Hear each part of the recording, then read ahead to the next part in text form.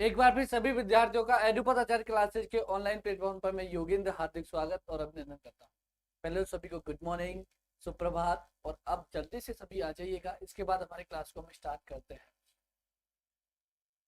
बिल्कुल नबीना जी, star boy जी, संध्या जी, सुरेश जी, सभी का वेलकम है।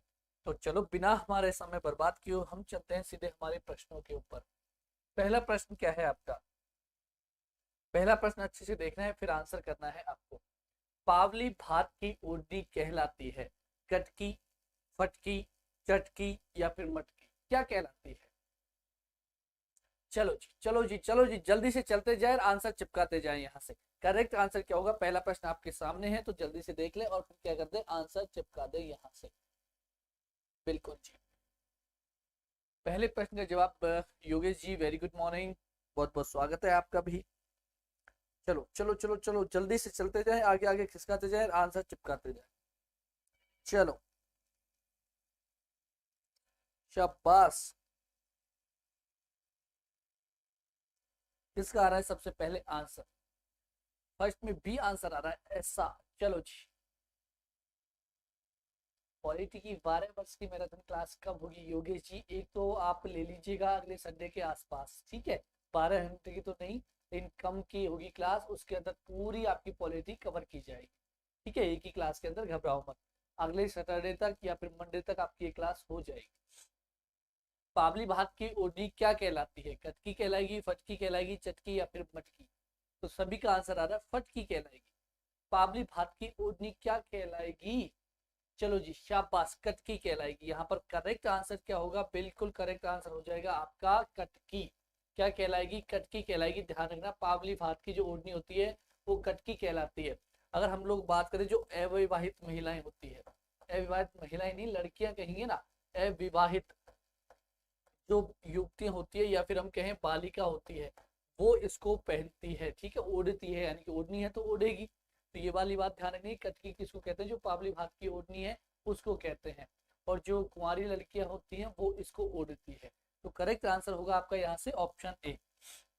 चलो, बिल्कुल Deepak ji, very good morning, star boy ji, शाबाश, बहुत बहुत स्वागत है आपका भी। मैं यहाँ कंफ्यूज हो गया जी भी। बिल्कुल टॉप मॉडल जी, वेलकम है आपका भी यहाँ पर। संजू जी, बिल्कुल ये आंसर आपका करेक्ट होगा। अविवाहित युवतियों की ओढ़नी क्या कहलाती है? तो यहाँ पर भी करेक्ट आंसर क्या हो जाएगा भैया? कटकी हो जाएगा, क्योंकि अभी मैंने आपको बताया यहाँ से। अगला प्रश्न क्या है आपका? अगला प्रश्न है कि नांगरा नामक लहंगे का प्रचलन है राजपूतों के अंदर, आदिवासियों के अंदर या फिर ब्राह्मणों के अंदर या फिर संपन्न परिवारों के अंदर? नांगरा नामक जो लहंगे हैं वो कौन पहनती है, ये आपको बताना है। सीमा जी, बिल्कुल शाबाश, करेक्ट आंसर होगा। विष्णु जी, नवीना जी, अब जल्दी से करेंगे इस प्रश्न का टू आंसर। क्या है टू में भैया? आदिवासियों का है क्या? चलो जी। संध्या जी, बिल्कुल शाबाश, आदिवासियों का जो लहंगा होता है उसी को क्या कहते हैं? नाना कहते हैं। और आदिवासी महिलाएं इसको पहनती है। तो करेक्ट आंसर क्या होगा? ऑप्शन टू आपका यहाँ से करेक्ट आंसर हो जाएगा। चलो जी। अगला क्या है कि विश्व का एकमात्र वृक्ष मेला है ना, ये कहाँ पर आयोजित किया जाता है? तो कहाँ पर किया जाता है? मिस मोना जी, बिल्कुल भी आंसर। विष्णु जी, सुरेंद्र जी, स्टार बॉय जी, बिल्कुल शाबाश। अब बताइएगा, विश्व का एकमात्र, बिल्कुल शाबाश, कहाँ पर? जोधपुर के अंदर। यही है क्या? चलो, कब भरता है ये भी बता दो फिर साथ के साथ में। भाई ये तो पता होगा, वृक्ष मेला लगता है किसके लिए भैया, किसकी स्मृति में? तो अमृता देवी के स्मृति में लगता है ना। चलो जल्दी से बताओ फिर, जल्दी से बताओ आप कि कब भरता है ये भी बता दो। शाबाश, भाद्रपद शुक्ल 10 को भरता है, वेरी गुड संजू जी। तो ध्यान रखना यहाँ से कब लगता है? भाद्रपद। भाद्रपद कौन सा पक्ष भैया? तो ध्यान रखना, शुक्ल पक्ष। कौन सा? शुक्ल पक्ष। और शुक्ल पक्ष की किसको भैया? 10वीं को भरता है आपका कौन सा मेला? वृक्ष मेला। कहाँ पर भरता है? जोधपुर के अंदर भी भरता है। और अमृता देवी का संबंध किससे भैया? खिजड़ी के वृक्षों से। इन्होंने बचाने के लिए कितनी कितनी पता है ना, 363 महिलाओं ने अपनी जान कुर्बान कर दी थी। तो करेक्ट आंसर यहाँ से क्या हो जाएगा? ऑप्शन 3 आपका करेक्ट आंसर हो जाएगा। चलो जी। सजदे दिल के तराने बहुत है, जिंदगी जीने के बहाने बहुत है। दुआ करते हैं आप हमेशा मुस्कुराते रहिए, क्योंकि आपकी मुस्कुराहट के दीवाने बहुत है। धन्यवाद जी, बस यही प्यार आपका बना रहे। Narayan ji, very good morning. जी जी, बिल्कुल बिल्कुल नारायण जी, सही कहा आपने। चल, आ जाओ जल्दी से, यहाँ पर करेक्ट आंसर क्या होगा? अभी भी हम वहां पर हैं, ऐसी बात नहीं कि वहां पर नहीं है, वहां पर भी है अभी भी। चलो, अगला प्रश्न क्या है आपका कि चौहटन में आयोजित होने वाला वह मेला जिसे अर्धकुंभ माना जाता है, वो कौन सा मेला है जिसको चौहटन बाड़मेर के अंदर, ठीक है, क्या माना जाता है, अर्धकुंभ माना जाता है, कौन सा मेला होगा, जल्दी से आंसर चिपकाइएगा यहाँ पर करेक्ट आंसर। नवीना जी बिल्कुल, राम राम जी, अब चिपकाओ जल्दी से आंसर, करेक्ट आंसर क्या होगा। हाँ जी अभय सिंह, आंसर पे भी आपका फोकस होना चाहिए, चुंगी तीर्थ मेला कहा जाता है, पक्का, शाबाश जी। नारायण जी कह रहे हैं बी आंसर सही है मेला। चलो चलो चलो चिपकाओ और जानते, अब मुर्गा बनोगे पक्की बात है इस प्रश्न के अंदर। चलो जी, जब मैंने दिया था तभी सोचा था इस प्रश्न को तो देना चाहिए, मुर्गा बनाने की बारी इसी प्रश्न में आएगी। तो देखो चुंगी तीर्थ मेले की हम लोग बात करें तो चुंगी तीर्थ मेला तो भैया कहाँ का है, तो ध्यान रखना जैसलमेर का है, कहाँ का है, जैसलमेर का है। जैसलमेर में लगता है कौन सा, चुंगी तीर्थ मेला। तो आपका ये ऑप्शन तो वैसे ही गलत हो गया, ये तो वैसे ही गलत हो गया ना कि ये तो होगा ही नहीं, ठीक है। अगर आपसे ये भी पूछ ले कि चुंगी तीर्थ मेला है ना जैसलमेर के अंदर कब लगता है, तो ये भी आपको यहीं से चिपका लेना है, भाद्रपद शुक्ल और कब को, तो ध्यान रखना चौथ को, ठीक है। भाद्रपद शुक्ल की चौथ को मनाया जाता है, कौन सा चुंगी तीर्थ मेला लगता है, कहाँ पर लगता है, आपके जैसलमेर में लगता है।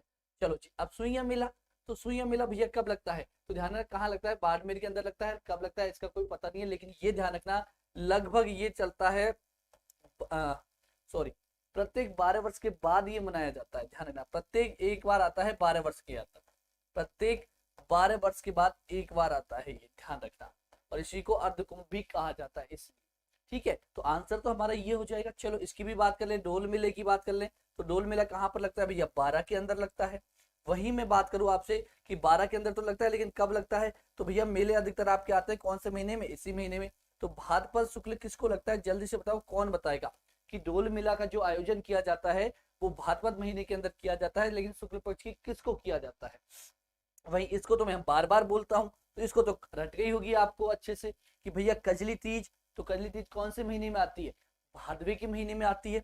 लेकिन ये बताओ कंफ्यूजन तो यहाँ पर होता है कि शुक्ल पक्ष के अंदर आती है कि कृष्ण पक्ष के अंदर आती है कजली तीज। अगर हम बात करें यहाँ से हम बात करें कजली तीज की, तो कजली तीज कहाँ की प्रसिद्ध है, बूंदी की प्रसिद्ध है। वहीं आपसे पूछ ले इसको क्या भी कहते हैं, सातुड़ी तीज भी कहते हैं, क्या भी बोलते हैं, सातुड़ी तीज भी बोलते हैं, बूढ़ी तीज भी बोलते हैं, ठीक है, और इसको बड़ी तीज भी बोलते हैं, ठीक है। तो बड़ी तीज कहाँ की प्रसिद्ध है, बूंदी की प्रसिद्ध है, बताया किसी ने, हाँ हाँ क्या बात है, पक्का शुक्ल पक्ष को, पक्का डोल मेला बाढ़ शुक्ल 11 को मनाया जाता है, वेरी गुड, ध्यान रखना यहाँ पर भाद्रपद शुक्ल की 11 को तो आता है आपका डोल मेला। लेकिन मुझे ये बताओ शुक्ल तृतीया को ही आता है क्या, पक्का, पक्का लिख दू, सोच लो मुर्गा बनना पड़ जाए, बनना, हाँ जी, भाद्रपद शुक्ल को आता है, पक्का सोच लो, हाँ जी। तो ध्यान रखना है भाद्रपद शुक्ल को आता है, शुक्ल की तृतीया को आता है। वहीं हम बात करें छोटी तीज की, किसकी बात करें, छोटी तीज की, तो छोटी तीज को आपको करना है कृष्ण पक्ष, ठीक है। छोटी तीज आती है आपकी कृष्ण पक्ष के अंदर, कौन से पक्ष के अंदर, कृष्ण पक्ष, लेकिन महीना कौन सा यहाँ पर, तो महीना ध्यान है ना, श्रावण महीना, कौन सा महीना, श्रावण महीना। और हम बात करें कहाँ की प्रसिद्ध है, बिल्कुल निकू जी प्रणाम जी, बहुत बहुत स्वागत है आपका। अगर हम बात करें यहाँ की कौन सी छोटी तीज की, तो कहाँ की प्रसिद्ध है, ये भैया आपके जयपुर की प्रसिद्ध है, कहाँ की प्रसिद्ध है, जयपुर की। तो ये सारी चीजें आपको यहाँ से ध्यान रखनी है, छोटी कृष्ण पक्ष के अंदर करनी है। अक्सर यही गलती होती है हमसे एग्जाम के अंदर, कृष्ण पक्ष जिन्होंने बार बार पढ़ा है उनको तो बिल्कुल पता है, कन्फर्म है, लेकिन जो पहली बार देखते हैं तो वो कंफ्यूज हो जाते हैं जिन्होंने एक दो बार ही पढ़ा है। तो इन चीजों को जब भी आए आप रिपीट जरूर किया करें, करेक्ट आंसर हो जाएगा आपका यहाँ से 2 आंसर। चलो जी, अगला प्रश्न क्या है, चित्तौड़ का राणा रतन सिंह था, चंदेल वंशीय था, चौहान वंशीय था, गुहिल वंशीय था, परमार वंशीय था। वैसे यहाँ पर सारे जो विद्यार्थी हैं बहुत ही अच्छे हैं और अच्छे से अपनी मेहनत करते हैं, क्योंकि मैं आंसर देखता हूँ यहाँ पर, तो मुझे तो पता है ना कौन कितना आंसर दे रहा है यहाँ से। चलो जी, बिल्कुल शाबाश,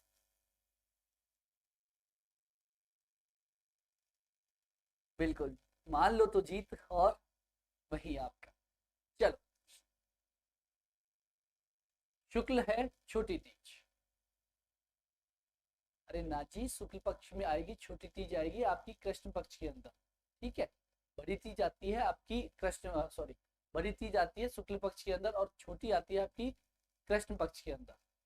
महीना अलग अलग है, श्रावण महीने में आती है आपकी छोटी तीज, जबकि भादवे के महीने में आती है आपकी कौन सी तीज, बड़ी तीज। चलो शाबाश, 6 में सी आंसर आ रहा है, सी में क्या है, गुहिल वंश। तो ध्यान रखना यहाँ पर चित्तौड़ का राणा रतन सिंह कौन था, तो रतन सिंह कहाँ कौन से वंश से था ये पूछा आपसे, तो कौन सी वंशीय था, गुहिल वंशीय था, करेक्ट आंसर हो जाएगा। क्या पता है राणा रतन सिंह के सब, क्या हुआ था आपका पहला। चल यहाँ पर हम बात करें, यहाँ पर हम बात करें गोहिल वंश के बारे में। तो जो गोहिल वंश है, चित्तौड़ के राणा रतन सिंह की हम बात कर रहे थे, तो रतन सिंह की हम लोग बात करें तो रतन सिंह के समय क्या हुआ था, चित्तौड़ के अंदर पहला साका क्या हुआ था, चित्तौड़ के अंदर पहला साका हुआ था। ठीक है, पहला साका कब हुआ था, फिर ये भी तो प्रश्न है। तो पहला साका कब हुआ था, 1303 के अंदर हुआ था। इस समय यहाँ पर आक्रमणकारी कौन था, तो अलाउद्दीन खिलजी था। कौन था, एक ही था। और सामने तो कौन था, ये पता ही था आपको, रतन सिंह था। वहीं आपको पता होगा चित्तौड़ के अंदर कितने साके होते हैं, 3 साके होते हैं। फिर दूसरा कब हुआ था सर, तो दूसरा हुआ था आपका 1534 में। अब आक्रमणकारी कौन था सर, तो आक्रमणकारी कौन था भैया, यहाँ शासक तो कौन था, विक्रमादित्य था। विक्रमादित्य तो कौन था, यहाँ का शासक था। वहीं जो आक्रमणकारी की हम लोग बात करें तो आपको पता होगा कौन था, बहादुर शाह। बहादुर शाह यहाँ पर कौन था, इसके बाद बहादुर शाह ये आक्रमणकारी था आपका। ठीक है, वहीं हम लोग बात करें तीसरे की, तो तीसरे की बात करें यहाँ से 1500 कब हुआ था भैया, 67-68 के मध्य तीसरा शाखा यहाँ पर होता है। आक्रमणकारी कौन था और यहाँ पर शासक कौन था, तो उदय सिंह तो यहाँ पर शासक था, जबकि आक्रमणकारी कौन था ये आप बताएंगे, हर चीज में थोड़ी बताऊंगा। चलो 1567-68 के अंदर जो तीसरा शाखा हुआ था चित्तौड़ के अंदर, वहां पर विपक्ष में कौन था, श्रावण शुक्ल है क्या,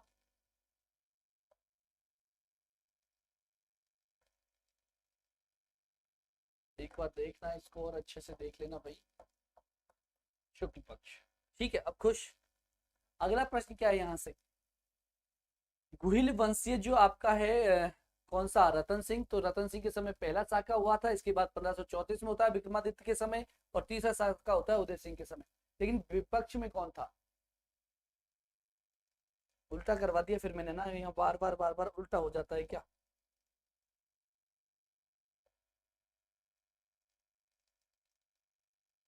इसको देख लेना आप एक बार, छोड़ो आगे आते हैं अभी। तो उदय सिंह के सामने कौन था आक्रमणकारी, तो आपको अच्छे से पता है आक्रमणकारी कौन था भैया उदय सिंह के सामने, तो कौन था, एक ही तो था, कौन था, अकबर था। ठीक है, तो तीनों साके आपको ध्यान रखने, कई बार यहाँ से प्रश्न आपके पूछे जाते हैं एग्जाम के अंदर। अगला प्रश्न क्या है, ममता जाट जी वेरी गुड मॉर्निंग, बहुत बहुत स्वागत है। अच्छा कितनी बार बोला मैंने, अच्छा ऐसी बात है क्या, कर दिया, ठीक है ना। अगला प्रश्न क्या है कि मंडोर के प्रतिहार माने जाते हैं, मंडोर के प्रतिहार माने जाते हैं, क्षत्रिय माने जाते हैं, वैश्य माने जाते हैं, शूद्र माने जाते हैं, या फिर ब्राह्मण माने जाते हैं।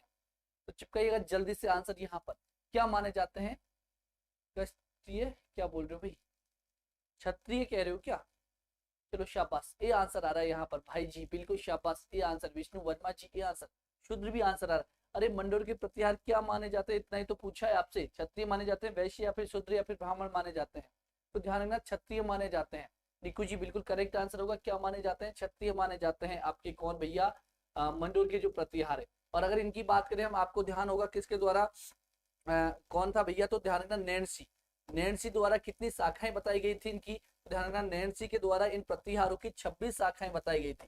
कितनी शाखाएं, 26 शाखाएं बताई गई थी, किसके द्वारा, नैन्सी के द्वारा। अगर हम लोग बात करें यहाँ से, तो ध्यान रखना इन्होंने भी मंडोर को दो प्रतिहार की 2 शाखाओं में विभक्त इसको किया था। 26 शाखाएं तो इन्होंने मानी थी, लेकिन मुख्य रूप से 2 शाखाओं में बांटा था, एक तो मंडोर और ध्यान रखना एक भीनमाल। करेक्ट आंसर यहाँ से क्या होगा आपका, ऑप्शन ए करेक्ट आंसर होगा। चलो जी बढ़े आगे, बात करते हैं अगले प्रश्न की।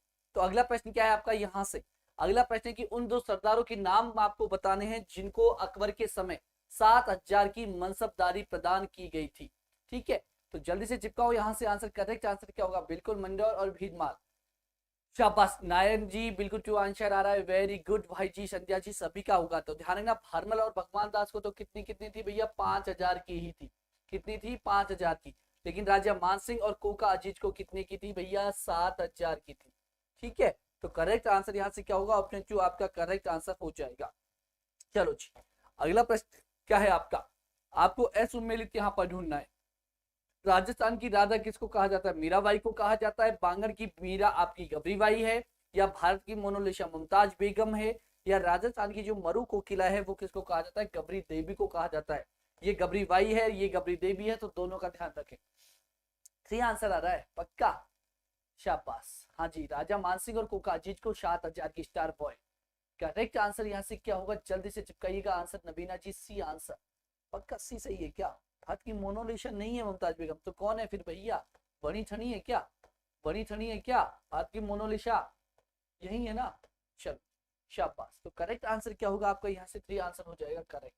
लेकिन ध्यान रखना बागड़ की मीरा कहा जाता है मीराबाई को, बागड़ की मीरा गबरी बाई, और राजस्थान की मरु कोकिला है गबरी देवी। वही भारत की मोनालिसा पूछे तो बनी ठनी आपको करना है, और राजस्थान की राधा पूछे तो क्या करना है आपको? मीराबाई करना है। ऑप्शन 3 यहाँ से क्या हो जाएगा? करेक्ट आंसर आपका हो जाएगा। चलो अगला प्रश्न क्या है? अच्छा ये कल भी बताया था क्या? चलो तो आ जाओ। 100 द्वीपों वाला शहर किसको कहा जाता है? बांसवाड़ा को कहा जाता है, डूंगरपुर को कहा जाता है, उदयपुर को कहा जाता है, सिरोही को कहा जाता है। जल्दी से चिपकाओ। यहाँ पर 100 द्वीपों का शहर तो एक ही है हमारे पास राजस्थान के अंदर। कौन सा है? बांसवाड़ा है। क्या है भैया? यहाँ पर कौन सी नदी जाती है आपको पता हो तो? यहाँ पर नदी जाती है कौन सी? माही नदी। और जब माही नदी निकलती है वहां पर तो लगभग यहाँ पर 100 टापू ऐसे माने जाते हैं। तो यहाँ पर करेक्ट आंसर क्या होगा? ऑप्शन ए करेक्ट आंसर हो जाएगा। किसके कारण? तो पता है आपको, माही नदी के कारण। ठीक है, माही नदी यहीं से होकर निकलती है, यहीं से होकर निकलती है। ठीक है, इसलिए यहाँ पर 100 टापू जैसे बन जाते हैं, इसी वजह से इसको कहा जाता है 100 टापुओं का शहर। अगला प्रश्न क्या है? बिल्कुल स्टार बॉय जी, पूजा ननीमा जी, नीनोमा जी, संजू जी, नवीना जी, वेलकम, शाबाश। Correct answer. ऐसे ही आंसर करते रहिएगा, ऐसे ही पेपर के अंदर अच्छे से आंसर करके आने हैं आपको जब भी आपका पेपर हो। अगला प्रश्न क्या है? असुमिलित जोड़ा आपको देखना है। ये जोड़ा है ना, जोड़ा, जोड़ा बहुत कुदरत से बनाया जाता है, ऐसे नहीं बनता। तो यहाँ पर भी जो गलत जोड़ा है ना उसको हटा ही दो, क्योंकि पता है क्या होता है फिर। हाँ समझ जाओ बस। कलयुग का वाल्मीकि किसको कहते हैं? हरिदास निरंजनी को कहते हैं। सन्यासियों का सुल्तान मोइनुद्दीन चिश्ती को कहा जाता है। महबूब इलाही सुल्तान हमीदुद्दीन नागौरी को कहा जाता है। और चतुर्भुज देवता, 4 हाथों वाला देवता, तेजा जी को कहा जाता है।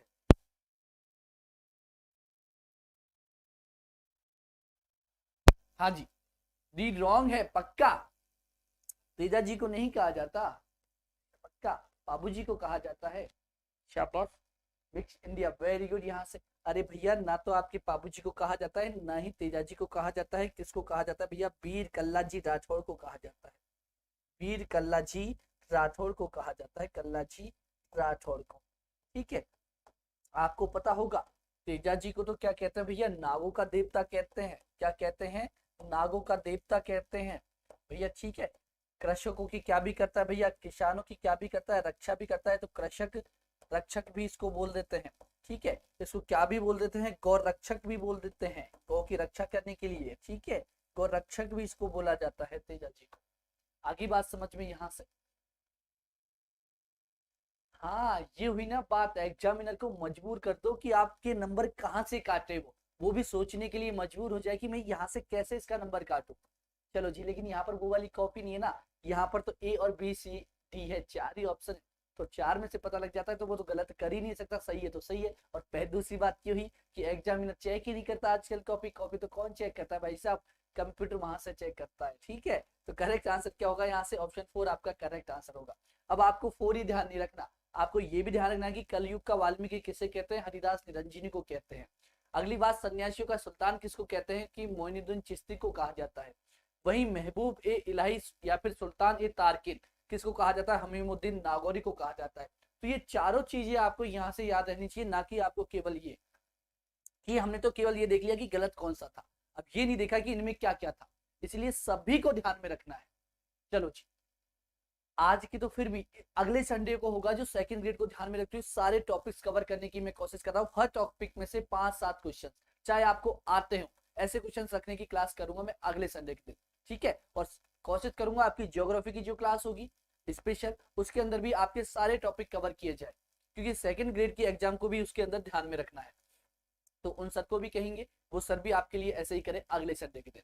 ठीक है, अगला प्रश्न क्या है आपका यहाँ से? तो अगला प्रश्न है कि जयपुर चित्रकला शैली का स्वर्णकाल किस शासक के काल में के काल को माना जाता है? कल भी शायद हमने बात की थी यहाँ पर। अच्छा जी, स्क्रीनशॉट लेने दो। नवीना जी टेलीग्राम पे जाइएगा और जैसे क्लास खत्म हो मुझे बता देना कि सेव करके पहुंचा दो वहां पर चुपचाप। ठीक है, तो मैं बिल्कुल इसको सेव करके वहां पर पहुंचा दूंगा, तो ये स्क्रीनशॉट लेने का झंझट ही मिट जाएगा आपका। तो यहाँ पर हम लोगों ने कल भी बात की थी कि अगर जयपुर का चित्रकला पूछिए तो क्या करना है आपको?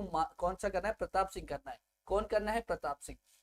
और आमिर का पूछे तो क्या करोगे? जल्दी से बताओ। और वहीं हम जयपुर की बात करें तो जयपुर के अंदर, थैंक यू, ठीक है। जयपुर की हम बात करें तो प्रारंभकर्ता कौन थे भैया? प्रारंभकर्ता कौन थे? जल्दी से बताओ। प्रारंभकर्ता जयपुर चित्रकला को तो प्रारंभ करने वाले कौन थे सर जी? हमें कुछ नहीं आता, हमें बहुत कुछ सीखने की जरूरत है। चलो जी, तो सभी ये देखो, सभी यहाँ पर सीखने के लिए आते हैं। हम भी आपसे कुछ सीखते हैं, आप भी हमसे कुछ सीखते हो। तो भैया सीखने का काम तो हमारा चलता ही रहेगा, क्योंकि जब तक हम क्या, जब तक हमारी सांसें वहां तक हम सीखने की कोशिश करते हैं। और यही अपने अंदर होना चाहिए, चाहे छोटा हो चाहे बड़ा हो, हमें सीखना है। जो हमें दे रहा है वो हमारा गुरु है, एक तरह से यूं समझो। मैं तो यही समझता हूँ, चाहे छोटा हो चाहे बड़ा हो, कि हमें अगर कुछ वहां से सीखने को मिल रहा है तो सीख लेना चाहिए। सीखने में कोई बुराई नहीं है। हाँ जी। तो अगर हम लोग बात करें, यहाँ पर आते हैं कि जयपुर चित्रकला शैली का स्वर्ण काल किस शासक के काल को माना जाता है? तो सवाई प्रताप सिंह के काल को माना जाता है। और वहीं अगर आमेर पूछ ले तो आमेर में किसको करोगे? जल्दी से आंसर करो। वहीं हम बात करें जयपुर चित्रकला का प्रारंभ जो किया था वो किसके द्वारा किया गया था? सवाई जयसिंह के द्वारा। किसके द्वारा? सवाई जयसिंह के द्वारा।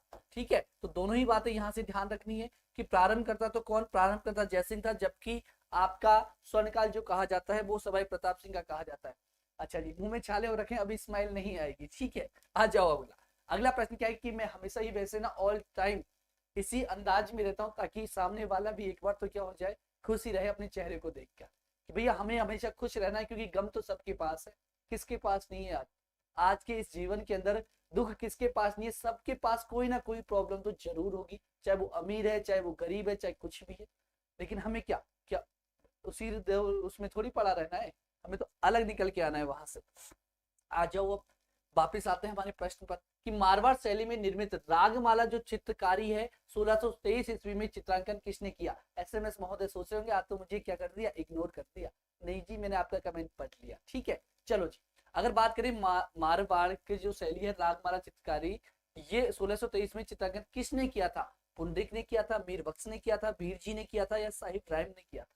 चलो जी, शाबाश। तो ये आंसर सोच लो, सोच लो और सोच समझ के आंसर करना। शाबाश, पुंडरिक के द्वारा किया गया था। Very good, very good. चिपकाओ जल्दी से आंसर।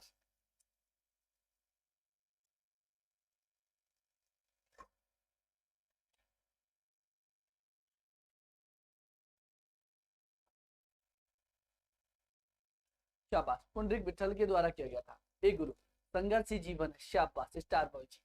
चलो जी, यहाँ से क्या कह रहा है ये प्रश्न कि मारवाड़ शैली में निर्मित जो रागमाला चित्रकारी है वो 1623 में चित्रांकन किसने किया था? पुंडरिक ने किया था, मीर बख्श ने किया था, या भीर जी ने किया था? ये तो आपको पता होगा किसके लिए किया गया था? विठल के लिए किया गया था। ठीक है, विठल के लिए किया गया था, लेकिन किया किसने था ये हमसे पूछा गया है। तो ध्यान रखना, ये किया था किसने? बीरजी दास ने। किसने? बीरजी भाटी ने किया था। करेक्ट आंसर इसका क्या होगा? ऑप्शन 3 आंसर करेक्ट होगा जी। बिल्कुल, ये आपका रॉन्ग का आंसर होगा। तभी मैंने कहा, ध्यान है ना, विठल के लिए तो किया गया था, विठल दास के लिए। ठीक है, लेकिन किया किसने था? वीर दास जी ने किया था। और अगर हम बात करें इसकी मारवाड़ शैली की प्रमुख चित्रकार की, तो ध्यान है ना, प्रमुख चित्रकार कौन था? प्रमुख चित्रकार कौन था इसका? तो ध्यान है ना, गज सिंह प्रमुख चित्रकार था। कौन था? गज सिंह। तो यहाँ से ध्यान रखना कि अगर आपसे ऐसा प्रश्न पूछा गया, आपको पुंडरिक नहीं करना, वीर जी ही करके आना है। ठीक है, आगे बात समझ में? नहीं तो एक गया आपका नेगेटिव के अंदर। अगला प्रश्न क्या है आपका? अगला प्रश्न यहाँ से कि अपने लघु चित्र को समृद्ध करने वाले चित्रकारों में एक स्त्री चित्रकार का प्रमुख स्थान है, वह कौन सी है? यानी कि जो आपके लघु चित्र है उनको समृद्ध बनाने वाले जो चित्रकार थे, उनमें एक स्त्री क्या है? प्रमुख है। वो कौन सी है? यही आपको यहाँ से क्या करना है? ढूंढना है। तो जल्दी से ढूंढिए, आंसर चिपका दिए। यहाँ से करेक्ट आंसर क्या होगा? शाबाश, जल्दी से चिपकाओ आंसर। आप लोग तो चाय पिलाएंगे नहीं, चलो हम पिला देते हैं आपको चाय, है ना। आ जाओ जल्दी से, जिस जिसको पीनी है जल्दी से आ जाओ। बी आंसर और डी आंसर, मुर्गा कौन बनेगा? अब जल्दी से आंसर चिपकाओ। यहाँ से करेक्ट आंसर क्या होगा? सारिनी, तारिनी, नौसिन या फिर साहिबा? तो किसको भैया, कौन थी एक प्रमुख चित्रकार? ठीक है, कौन सी थी? महिला चित्रकार का नाम बताना है, कौन सी थी? बिल्कुल शाबाश। ए लागे, बाकी का पता नहीं। आहा, यही लगेगी आपको तो, है ना। करेक्ट आंसर, एग्जाम में भी ऐसे ही कहना, मुझे तो यही लग रही है। लगा तो कौन से? भैरव जी के नाम से ए आंसर। ठीक है, ऐसा मत करना। चलो जी, आप आओ तो सही, सबके लिए बन जाएगी चाय। करेक्ट आंसर क्या होगा? साहिबा होगा। लेकिन यहाँ से दो और महिलाओं का नाम आपको ध्यान में रखना है कि ये भी कौन सी। चलो पहले साहिबा की बता दे, साहिबा कहाँ से थी? ये अजमेर से थी। कहाँ से थी ये? अजमेर से बिलोंग करती थी। ठीक है, वही दो महिलाओं के नाम और ध्यान रखने, कमला का और इलायची का। ठीक है, इलायची तो चाय से याद रख लेना, और कमला तो ध्यान है ना आपको। ठीक है, इलायची और कमला के नाम ध्यान रख लेना। ठीक है, ये भी भैया नाथ द्वारा की प्रसिद्ध चित्रकार थी, यह ध्यान रखना। महिलाओं की बात करें तो कहाँ की? नाथ द्वारा की। तो ये 2 महिलाएं और एक ये वाली महिला, साहिबा अजमेर से और कमला और इलायची किसे, नाथद्वारा शैली से। तो इन 3 महिलाओं के तो नाम ध्यान ही रख लेना। चलो, अरे भैया क्या कह रहा है कि लघु चित्र में समृद्ध करने वाले चित्रकारों में से एक स्त्री चित्रकार का प्रमुख स्थान है, वह कौन है? तो साहिबा है, साहिब राम नहीं है। चलो, अगला प्रश्न क्या है? हाँ जी हाँ, आ जाओ जल्दी से, आ जाओ। किसके दरबार में निहाल चंद आधिकारिक दरबारी चित्रकार के रूप में कार्यरत थे? किसके दरबार में निहाल चंद आधिकारिक दरबारी चित्रकार के रूप में कार्यरत थे? राम सिंह के में, जय सिंह के में, सावन सिंह के में, या फिर महाराणा प्रताप सिंह के में? निहाल चंद की पूछिए तो यहाँ पर तो आंसर गलत होना ही नहीं चाहिए हर हाल में।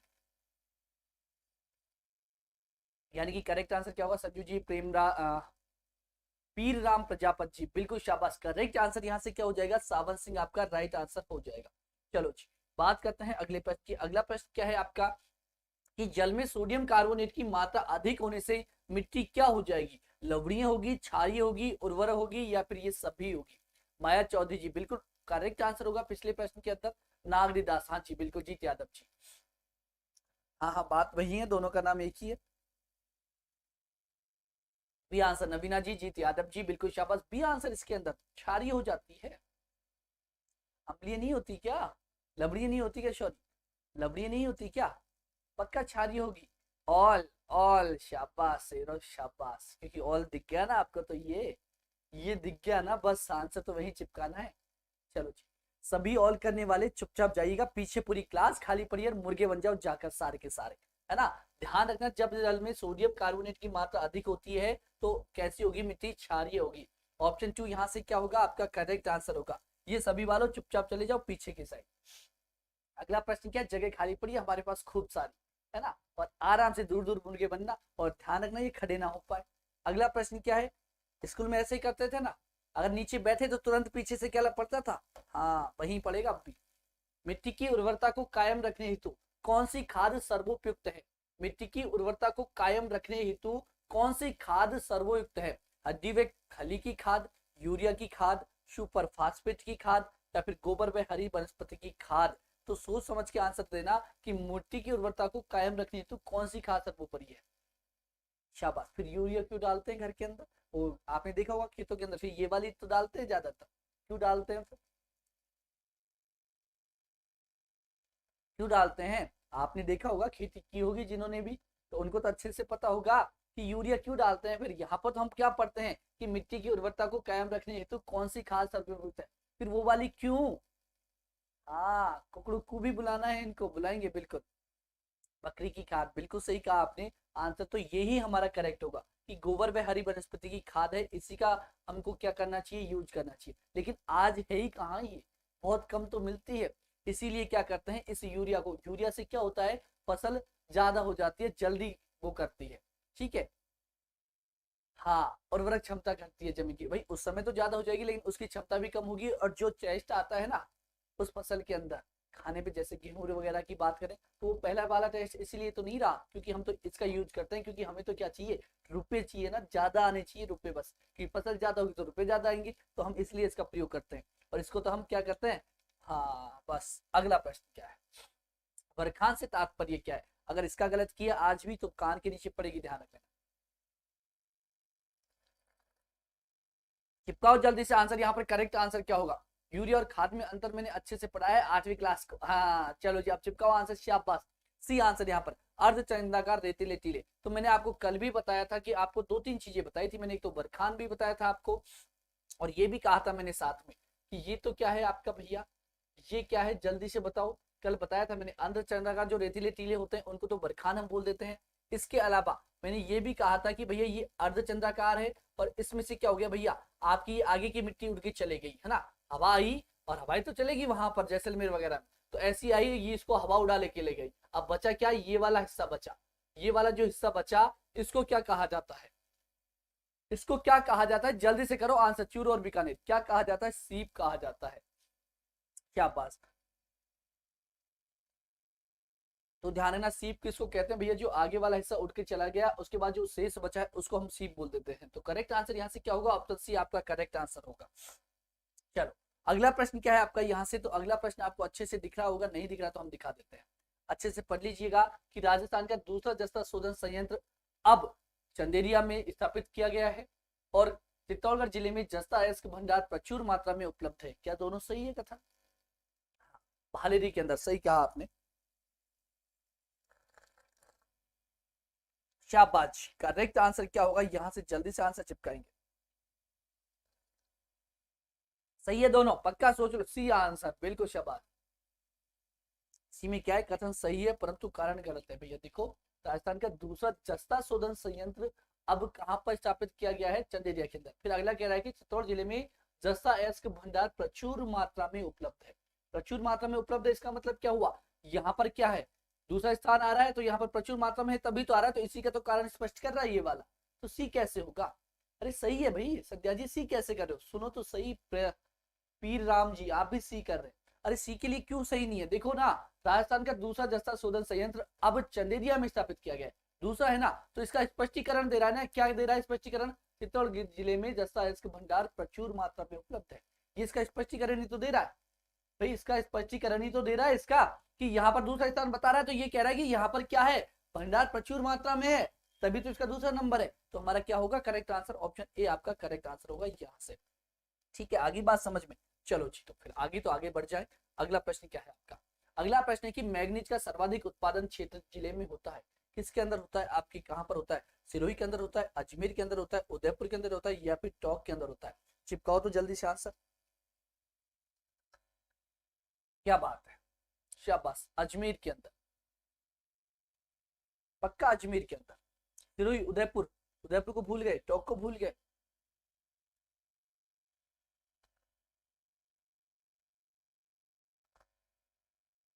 शाबाश। मैग्नीज का जो सर्वाधिक उत्पादन किया जाता है वो किया जाता है भैया कहां पर, तो ध्यान रखना, ये किया जाता है आपके उदयपुर के अंदर। कहाँ किया जाता है, उदयपुर के अंदर। ठीक है, ये भी ध्यान रखना है कि सबसे ज्यादा जो होता है आपका मैग्नीज वो 3 जिलों के अंदर होता है, एक तो उदयपुर हुई गया आपका, या फिर बांसवाड़ा। ठीक है, बांसवाड़ा के अंदर होता है, लेकिन यहाँ पर ऑप्शन में बांसवाड़ा नहीं है, उदयपुर ही है। ठीक है, बांसवाड़ा के अलावा हम बात करें तो ध्यान रखना राजसमंद, ये 3 ही आते हैं किसके लिए, तो ध्यान रखना किसके लिए, मैग्नीज के लिए। तीनों में से जो भी दिख जाए वही, और तीनों में ही दिख जाए तो तीनों ही हमें करने हैं। ठीक है, अब वो बात करते हैं, हाँ जी बिल्कुल, बांसवाड़ा के अंदर। अगर आपसे क्या पूछा जाए कि भैया सर्वाधिक जो भंडार है ना इसके कहाँ पर है, सर्वाधिक जो भंडार है, तो सर्वाधिक भंडार इसके जो मिलते हैं आपके आपके कौन सी जगह, बांसवाड़ा के अंदर मिलते हैं। कहाँ पर मिलते हैं, बांसवाड़ा के अंदर मिलते हैं। चलो मुझे एक प्रश्न और याद आया यहाँ से, कि अगर आपसे कह दे कि राजस्थान का भंडारण की दृष्टि से, राजस्थान का भंडारण की दृष्टि से, खनिजों के भंडारण के, है ना, खनिज की बात करें तो खनिज की यहाँ पर बात करेंगे कि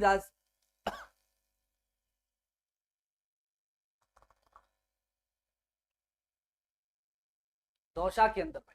ठीक है, चलो, क्या अब आ जाओ यहाँ से, कि राजस्थान का जो भंडारण है, मैग्नीज का जो सर्वाधिक उत्पादन क्षेत्र जिले में होता है, वो राजस्थान का भंडारण की हम बात करें अगर राजस्थान खनिजों के अंदर, तो खनिजों के अंदर राजस्थान का आता है दूसरा स्थान। कौन सा आता है, दूसरा स्थान। अगर उत्पादन की दृष्टि से पूछे कि राजस्थान खनिजों में उत्पादन की दृष्टि से कौन सा नंबर है, तो कौन सा आएगा,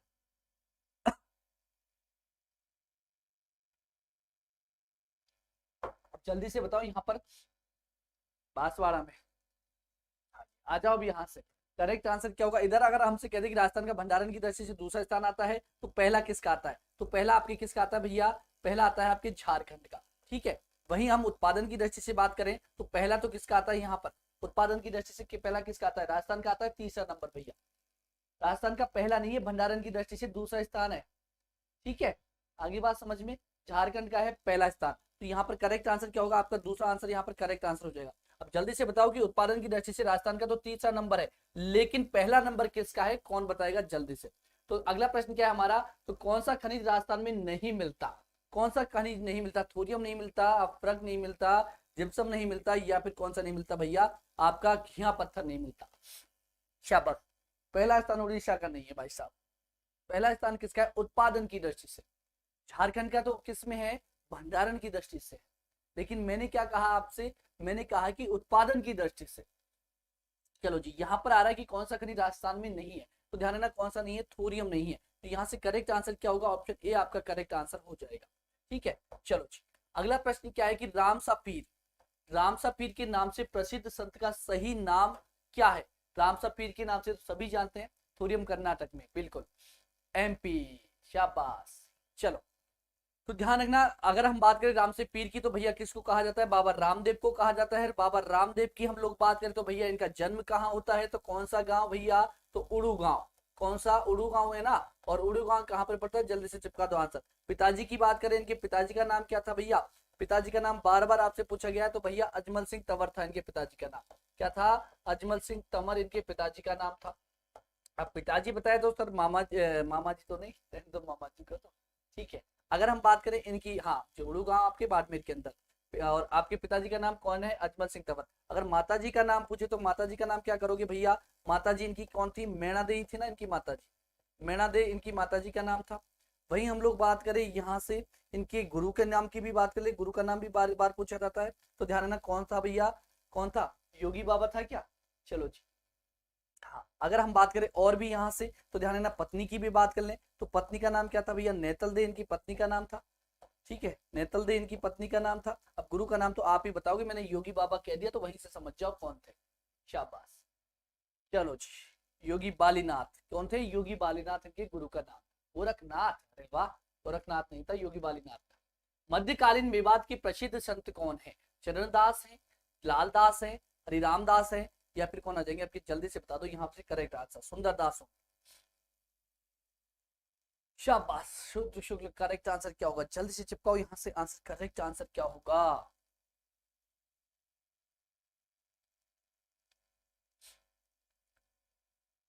जी बिल्कुल स्टार बॉय जी, शाबाश, जल्दी से आंसर करो।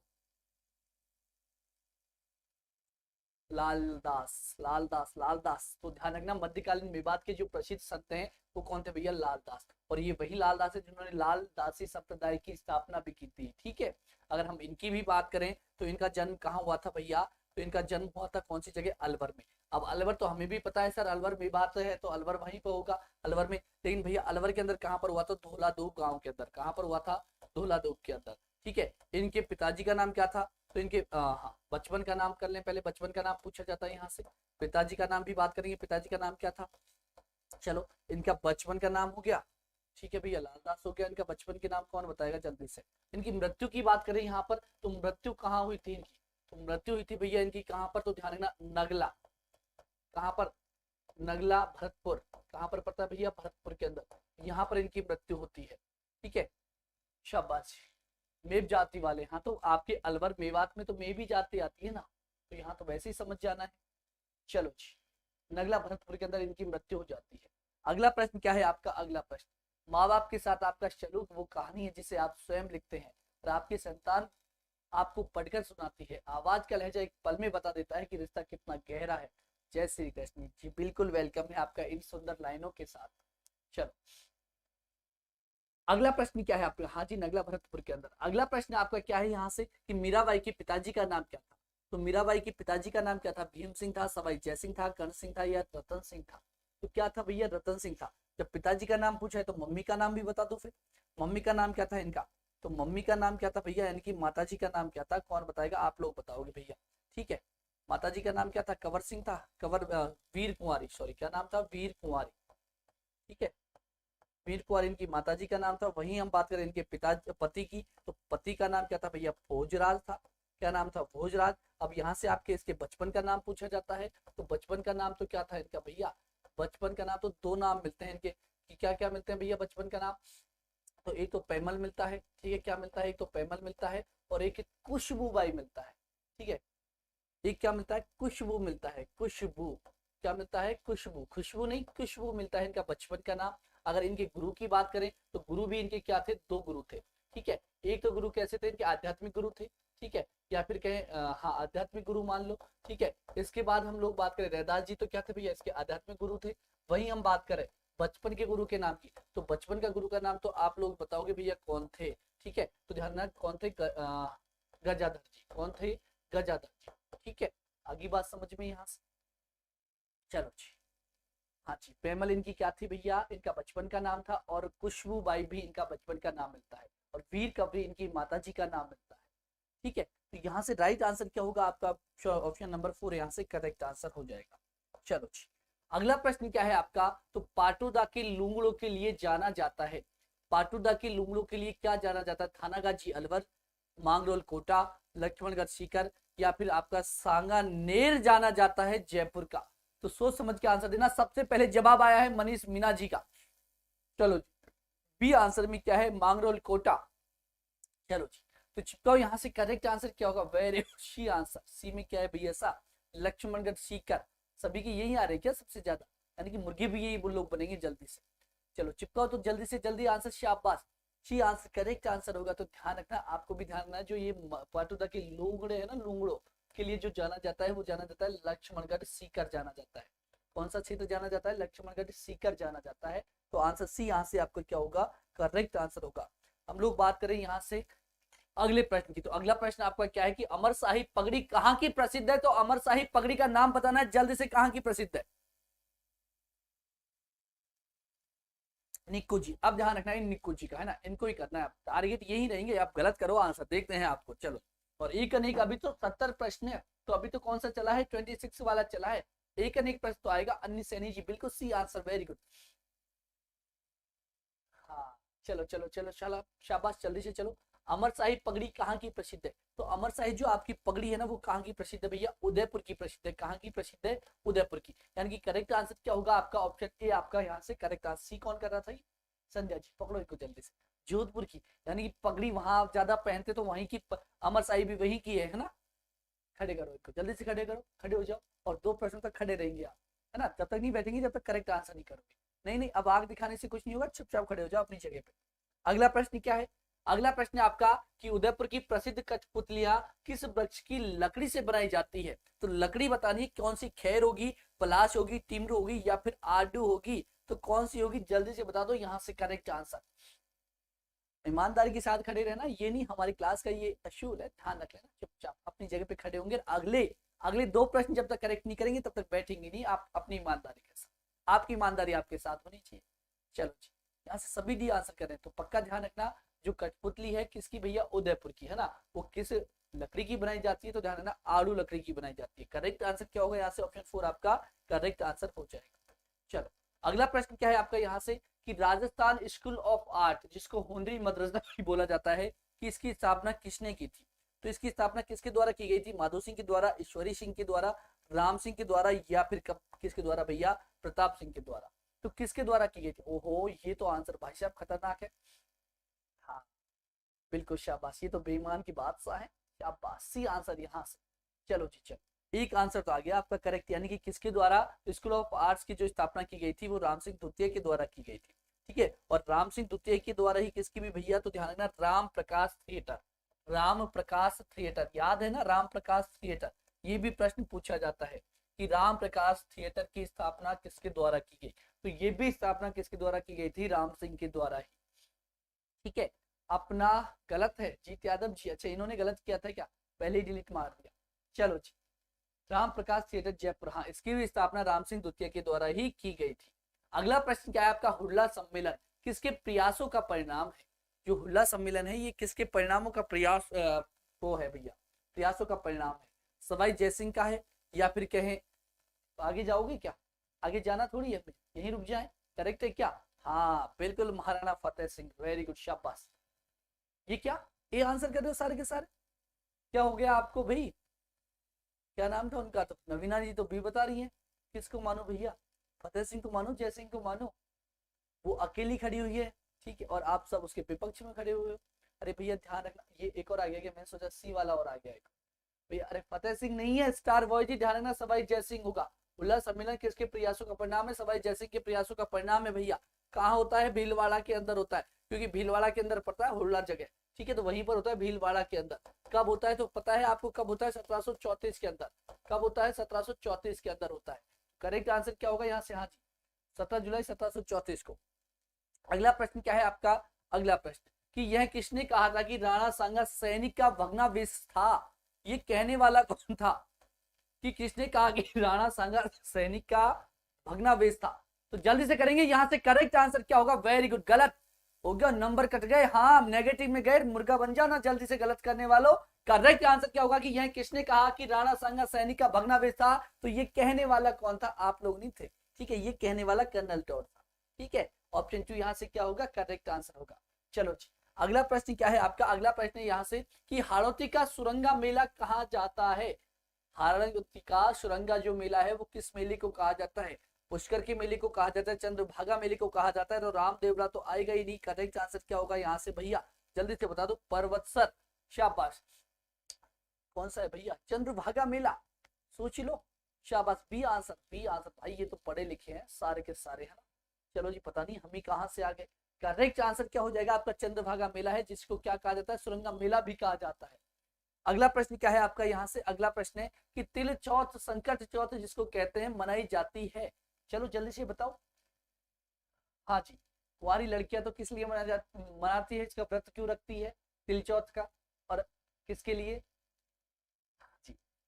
और आपकी जो शादीशुदा जो महिलाएं हैं वो किसका रखती है, किसके लिए, अपने पति की कामना के लिए, कि लंबी उम्र के लिए। जबकि कुंवारी लड़कियां इसको रखती है किस वजह से, कि पति जो मिले वो अच्छा मिले। बिल्कुल सुनीता राजगढ़ की, यहाँ से करेक्ट आंसर क्या होगा, माघ कृष्ण चतुर्थी को।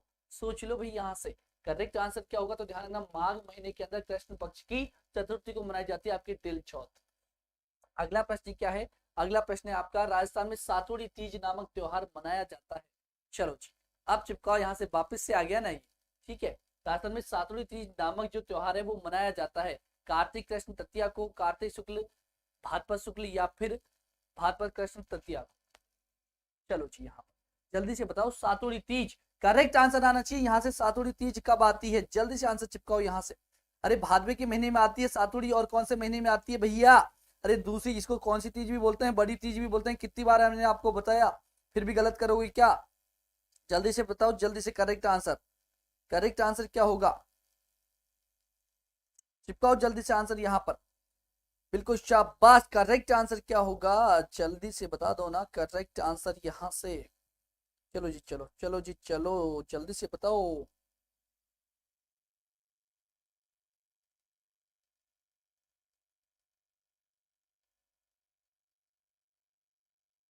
चलो जी, करेक्ट आंसर यहाँ से क्या होगा, बूंदी की, हाँ जी। सारे ऑप्शंस गलत है, भाद्रपद कृष्ण तृतीया को आती है, भाद्रपद कृष्ण तृतीया को आती है।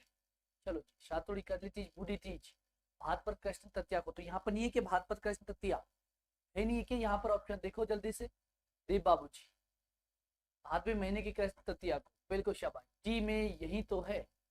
चलो जी, भाद्रपद कृष्ण तृतीया, जी आंसर, जी आंसर, जी सही है।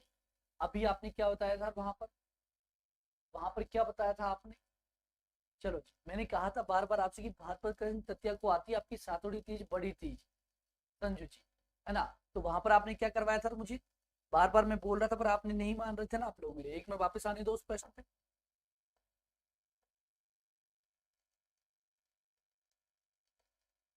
कौन सा था हमारा प्रश्न, जल्दी से क्रम बताओ। हाँ ये रहा, अच्छा हाँ, इसमें उल्टा कर दिया था, बिल्कुल यहाँ पर शुक्ल करना था हमें, ठीक है, यहाँ पर शुक्ल करना था हमें, कृष्ण करना था, हमने उल्टा कर दिया था इसको, कृष्ण शुक्ल हो गया ना आपको, बिल्कुल मैंने ही उल्टा बोल दिया था आपको, है ना। बिल्कुल, तो ध्यान रखना, इसमें ऐसे फंसना नहीं है मेरी तरह दोबारा से, ठीक है। ये हो गया आपका यहाँ पर, तो ध्यान रखना, अगर आपसे सातुड़ी तीज पूछा तो आपको कृष्ण पक्ष करना है। अच्छा मैं उल्टा बोल गया था क्या, मैं उल्टा बोल गया था वहां पर, तो ध्यान रखना, कृष्ण पक्ष की तृतीया को तो आती है आपकी सातुड़ी तीज, तो मैंने ये नहीं बोला था, उल्टा बोला था वहां पर। अगर हम बात करें छोटी तीज की, तो छोटी तीज आपको करनी है क्या, तो ध्यान रखना शुक्ल पक्ष, श्रावण माह के अंदर, और कौन सा पक्ष, तो ध्यान रखना शुक्ल पक्ष, ठीक है। और कहाँ की, तो ध्यान रखना जयपुर की, कहाँ की, जयपुर की। और वही हमसे पूछे बड़ी तीज, तो ध्यान रखना बड़ी तीज ये होगी, इसी को सातुड़ी तीज बोलते हैं, सातुड़ी तीज भी इसी को बोलते हैं, ठीक है। और इसी को बूढ़ी तीज भी बोल देते हैं, ठीक है। तो ये सारे के सारे नाम इसी के हैं, और ये आती है आपकी कौन से पक्ष में, भादवे के कृष्ण पक्ष के अंदर आती है। तो इन चीजों का आपको ध्यान रखना है, ऑप्शन 4 यहाँ से करेक्ट आंसर होगा। अच्छा चलो, तो अगला प्रश्न क्या है आपका, अगला प्रश्न की सिद्ध मुख रतनपुरा वितरिका का निर्माण किसके सहयोग से किया गया। सिद्ध मुख जो रतनपुरा का वितरिका है, इसका निर्माण किसके सहयोग से किया गया था, यूरोपियन आर्थिक समुदाय के सहयोग से, नाबार्ड के सहयोग से, या फिर आपके विश्व बैंक के सहयोग से, या फिर KfW के सहयोग से। ज्योति प्रजापत जी का बी आंसर आ रहा है, बी में क्या है यहाँ पर, कि नाबार्ड की सहायता से, बिल्कुल शाबाश, विश्व बैंक की सहायता से, एसएमएस बाबू। चलो जी, चलो 34 में बी, हाँ जी, यानी कि मनीषा मीना, दो दो वोट हो गए। चलो और भी बताओ जल्दी से। तो ध्यान रखना यहाँ पर एसएमएस बाबू पीछे चले जाओ जल्दी से, ठीक है, पीछे चले जाओ और मुर्गे बन जाओ, जब तक कुकड़ू कू ना करे ना तब तक खड़े मत हो जाना। तो नाबार्ड की सहायता से की गई थी सिद्धमुख रतनपुरा वित्रिका की। ऑप्शन 2 यहाँ से करेक्ट आंसर हो जाएगा। अगर बात करें ये कब की गई थी इसकी स्थापना, तो स्थापना इसकी जो की गई थी 1999 में की गई थी। तब की गई थी 1999 में, और 30 जून 1999 को इसकी स्थापना की जाती है, ठीक है। ये कहां पर, इससे किसको किसको फायदा होगा भैया, तो ध्यान रखो चूरू वालों आपको ही फायदा होगा। किसको होगा, चूरू वालों को, ठीक है, चूरू वालों को क्या होगा, इससे फायदा होगा। चूरू के अलावा भैया हनुमानगढ़ भी थोड़ा सा ले लेगा इसका फायदा, ठीक है, तो हनुमानगढ़ और चूरू को इससे फायदा होता है। ऑप्शन 4 यहाँ से टू आंसर करेक्ट आंसर होगा। अगला प्रश्न क्या है, अगला प्रश्न हमारा है यहाँ से, अगला प्रश्न है कि भीकाई सागवाड़ा नहर से लाभान्वित जिला कौन सा है। भीकाई जो सागवाड़ा नहर है इससे लाभान्वित जिला आपको बताना है यहाँ से, कि डूंगरपुर होगा, चित्तौड़ होगा, प्रतापगढ़ होगा, उदयपुर होगा। शाबाश मनीष मीना जी का करेक्ट आंसर आ रहा है। और क्या करोगे भाई, चुपचाप देखोगे कि तमाशा। चलो जी, आंसर चिपका देना चाहिए, जब तक तो आंसर आ जाना चाहिए था। यहाँ पर कौन कौन होगा भैया, डूंगरपुर और बांसवाड़ा इससे लाभान्वित जिले हैं। कौन कौन से, डूंगरपुर और बांसवाड़ा, ठीक है। आपको पता है इसकी स्थापना क्यों की गई थी, या किसके शासनकाल में की गई थी, कौन बताएगा, शासनकाल कौन का था। अरे शासन कौन का था, भीखाबाई सागवाड़ा नहर के समय राजस्थान के अंदर। भैया डूंगरपुर बांसवाड़ा तो मैंने ही लिख दिया ना यहाँ पर, लेकिन यहाँ पर शासन किसका था मुझे तो ये बताओ। सुनीता राजगर जी, ये आंसर करेक्ट होगा। शाबाश, कोई बताएगा यहाँ से कि किसके शासन काल में भीखाबाई सागवाड़ा नहर परियोजना की स्थापना की गई थी, बताएगा क्या कोई, नहीं बताएगा, यस या नो, पता है क्या किसी को, याद नहीं, किसके शासन काल में पूछा है मैंने, तो सोच समझ लो, शासन काल किसका। अरे भैया हरिदेव जोशी जी का, ठीक है, हरिदेव जोशी जी यहाँ पर सीएम थे उस समय जब इसकी स्थापना की गई थी, ठीक है। हाँ, तो ध्यान रखना कौन था भैया, हरिदेव जोशी जी। और यहाँ पर क्या था भैया, अकाल पड़ने की संभावना हो गई थी, तब यहाँ पर कौन सी परियोजना लेकर आए थे, हरिदेव जोशी जी, भीखाई सागवाड़ा। तो ऑप्शन ए यहाँ से क्या होगा, करेक्ट आंसर। अगर कब, तो ध्यान रखना 1984 की बात है, 83-84 कर लेना, या 83-84 आपको मिलेगा वहां पर। अगला प्रश्न क्या है, हाँ, अरे राजा होगा, शासक कब की, ये पहले की थोड़ी है योजना, ये तो 1984 में, ये भीखाई सागवाड़ा पहले की थोड़ी, राजा महाराजाओं के समय की। हरदेव जोशी, हाँ जी हरदेव जोशी, तो मैंने लिखा 1984 के आसपास आई थी ये योजना। चलो, हाँ मुझे पता था तभी तो मैंने शासक कहा, शासक कहा था, किस शासक का, शासक तो हमारा वही जो सीएम है वही शासक होगा सब।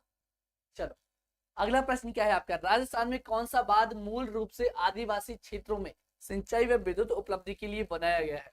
राजस्थान में कौन सा बांध है जो मूल रूप से आदिवासी क्षेत्रों में सिंचाई व विद्युत उपलब्धि के लिए बनाया गया है। तो जल्दी से चिपो। और आज शाम की क्लास का पता है कि नहीं पता आपको, जल्दी से बताओ कि आज शाम वाली क्लास के बारे में आपको अच्छे से पता है कि नहीं पता, किस किस को पता है, किस किस को नहीं पता, जल्दी से बता दो यहाँ से जिसको नहीं पता हो। चलो जी, सी आंसर यहाँ पर करेक्ट आंसर आ रहा है, वेरी गुड, शाबाश, जाखम बांध। अरे वाह, राजस्थान में कौन सा बांध है जो मूल रूप से आदिवासी क्षेत्रों में सिंचाई व विद्युत उपलब्धि के लिए बनाया गया है। शाबाश, नहीं पता मनीष जी, पांचना, वाकली और जाखम। तो ध्यान रखना कौन सा बांध हो जाएगा आपका, जाखम बांध, करेक्ट आंसर यहाँ से होगा। जाखम बांध किस नदी के ऊपर है, कौन बताएगा, पता है मिस्टर रवि आचार्य सर की।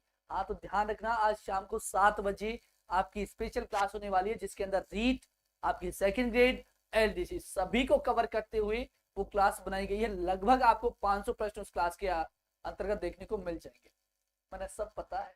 चलो जी, तो और सभी को बता देना, अड़ोसी पड़ोसी और उनको भी बता देना ना, हाँ उनको जरूर बताना। चलो अगला प्रश्न क्या है आपका, कि छापी सिंचाई योजना किस जिले की सिंचाई योजना है। जो छापी सिंचाई योजना है वो किस जिले की है भैया, जो आपको पता होगा परवन नदी के ऊपर बनी हुई है। चलो हाँ, रात 2 बजे तक, बिल्कुल शाबाश, ये होनी चाहिए, रजाई बजाई सबका इंतजाम कर लेना, पहले चाय वाय का भी कर लेना कि नींद आने लग जाए कहीं पीछे। तो वैसे तो नींद आने ही नहीं देंगे रवि सर जी ना, ऑनलाइन झापड़ मारते हैं वो, ठीक है, शाबाश झालावाड़। तो यहाँ से करेक्ट आंसर क्या होगा, जो छिपाई आपकी योजना है वो कहाँ पर है भैया, तो ध्यान रखना झालावाड़ के अंदर है। किस पर बनी हुई है, तो ध्यान रखना आपको परवन नदी पर है, किस पर है, परवन नदी पर है। चलो जी, तो यहाँ से करेक्ट आंसर कौन सा हो जाएगा, ऑप्शन 3 आपका करेक्ट आंसर होगा। अब करिएगा यहाँ पर आंसर। चलो जी, कि निम्न में से कौन सा युग्म असंगत है। चित्रकला आपकी जयपुर के अंदर, चित्रशाला जो संग्रहालय है वो आपका जयपुर में है, पुस्तक प्रकाश आपके जोधपुर में है, मैग्नीज संग्रहालय आपके अजमेर में है और जैन भंडारण जैसलमेर के अंदर है। शाबाश, बिल्कुल यहाँ से डी आंसर है, वेरी गुड। जैन भंडार संग्रहालय जैसलमेर में थोड़ी है। अरे ये क्या, SMS बाबू कह रहे हैं मैगजीन दुर्ग आपके, सॉरी मैगजीन संग्रहालय अजमेर में नहीं है। शाबाश, चलो और इसमें डी आंसर सुनीता राजगढ़ जी, बिल्कुल शाबाश। और चिपकाओ, संजू जी का ए आ रहा है, चित्रशाला संग्रहालय जयपुर में नहीं है, फिर कहां पर है बताओ। मैंने क्या कहा, आंसर आपको साथ में बताना है। जो आप अगर गलत कर रहे हो तो क्यों गलत कर रहे हो उसको, कुछ तो सोच के किया होगा आपने गलत। ए रॉन्ग है लेकिन गलत क्यों किया, फिर कहां पर है ये भी तो बताओ साथ में, कहां पर है। दुर्ग नहीं पूछा, यहाँ पर मैगजीन संग्रहालय पूछा है। ध्यान रखना, सारे संग्रहालय के बारे में बात है। मैगजीन संग्रहालय कहां पर है, चलो मेवाड़ में है शायद। अरे शाबाश, हाईकोर्ट LDC कहां पर है। अरे भैया चित्रशाला जो संग्रहालय आपका बूंदी के अंदर है, जैन बीकानेर के अंदर नहीं है। जैन भंडार आपका संग्रहालय जैसलमेर के अंदर ही है। ठीक है, करेक्ट आंसर होगा यहाँ से कौन सा, ऑप्शन ए करेक्ट आंसर होगा। चित्रशाला जो संग्रहालय, अब ईमानदारी के साथ एक का नाम मेरे दिमाग से निकल गया, वो कौन था तो शुरू में बोल रहा था आज मुर्गा नहीं बनेंगे, ठीक है, उसी का ध्यान रखना था, पर निकल गया वो तो कभी बीच में से। SDG वेलकम है आपका। तो चित्रशाला संग्रहालय है आपका, वो कहां पर है तो ध्यान रखना, ये आपका बूंदी में है ना कि जयपुर में। कहां पर है, आपके बूंदी में है ना कि जयपुर के अंदर है। तो ये वाला हमारा क्या हो जाएगा, यहाँ से गलत हो जाएगा, यही हमको करेक्ट करना है। चल अब यहाँ से तीनों चीजें और साथ में याद रखना, केवल इसी को याद नहीं रखना कि चित्रशाला संग्रहालय बूंदी के अंदर है, पुस्तक प्रकाश जोधपुर के अंदर है, मैगजीन आपका अजमेर के अंदर है, जैन भंडार आपका कहां पर है, जैसलमेर के अंदर है। अगला प्रश्न क्या है, हाँ जी चलो जी, चलो जल्दी से चिपकाओ आंसर, ये आंसर बिल्कुल शाबाश। अगला प्रश्न है आपका कि कौन सा युग्म यहाँ पर गलत है। यहाँ पर फिर से आपको देखना है, गलत बताना है। राजस्थान ललित कला अकादमी आपकी जयपुर के अंदर है, राजस्थान उर्दू अकादमी आपकी भरतपुर में है, और राजस्थान संगीत नाटक अकादमी आपकी जोधपुर के अंदर है, और राजस्थान हिंदी ग्रंथ अकादमी आपकी जयपुर के अंदर है। तो चिपकाओ जल्दी से आंसर। संग्रहालय है ये भी, नवीना जी ये भी संग्रहालय है, जैन भंडार संग्रहालय है, ठीक है ना। ए इज रॉन्ग आंसर, यहाँ पर राजस्थान ललित अकादमी जयपुर के अंदर नहीं है, पक्का सोच लो, उदयपुर के अंदर है, सोच लो। ललित अकादमी सारी चीजें लेके आया था मैं उस दिन, ए रॉन्ग है, उदयपुर में है। अच्छा, मनीष मीना जी कह रहे हैं राजस्थान उर्दू अकादमी आपकी भरतपुर के अंदर है।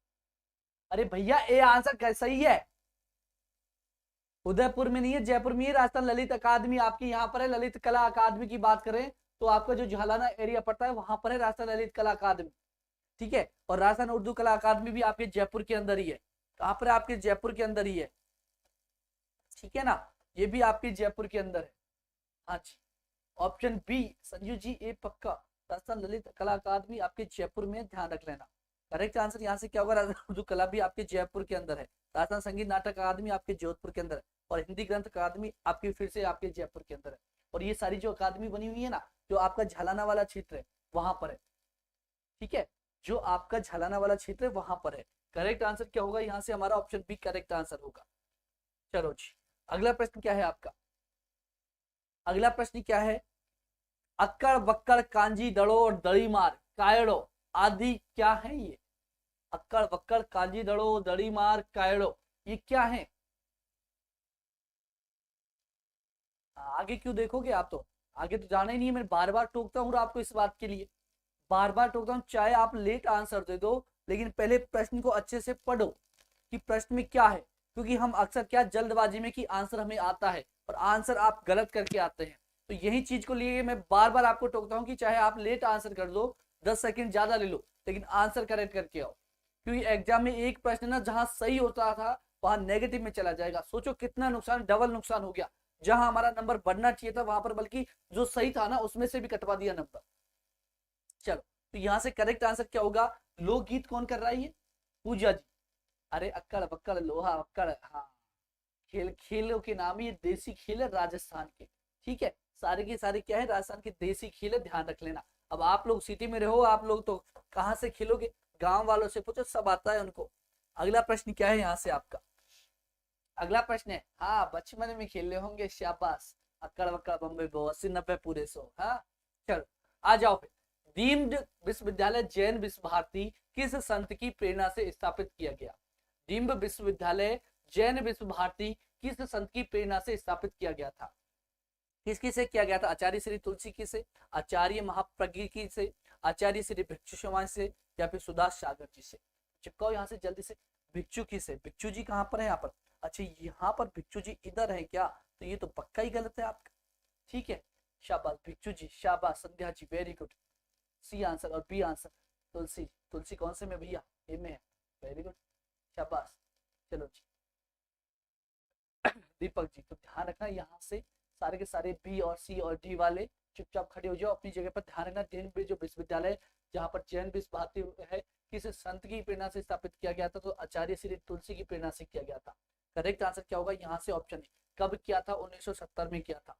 ठीक है, 1970 में किया था। लेकिन जो डीम्ड विश्वविद्यालय की इसकी जो मान्यता मिली थी इसको, वो मिली थी 1993 में जाकर, सॉरी 1991 में जाकर। कब मिली थी? 1991 में जाकर। भाई इसको आचार्य तुलसी की जो इसको विश्वविद्यालय की मान्यता मिली थी ना, ये तो 1991 में मिली थी मान्यता। ठीक है, लेकिन इसकी स्थापना कब हो गई थी? तो स्थापना 1970 में हो चुकी थी इसकी। ठीक है, दोनों ही चीजें आपसे ध्यान रखना, जैसा पूछे वैसा ही आपको करना है। आचार्य श्री तुलसी, ऑप्शन ए यहाँ से करेक्ट आंसर होगा। बिल्कुल पूजा जी, ननोमा जी, बिल्कुल शाबाश। अगला प्रश्न क्या है आपका यहाँ से? अगला प्रश्न है कि किस विश्वविद्यालय का नामकरण पूर्वी राष्ट्रपति सर्वपल्ली राधाकृष्णन के नाम पर किया गया? किस विश्वविद्यालय का नामकरण पूर्वी राष्ट्रपति सर्वपल्ली राधाकृष्णन के नाम पर किया गया?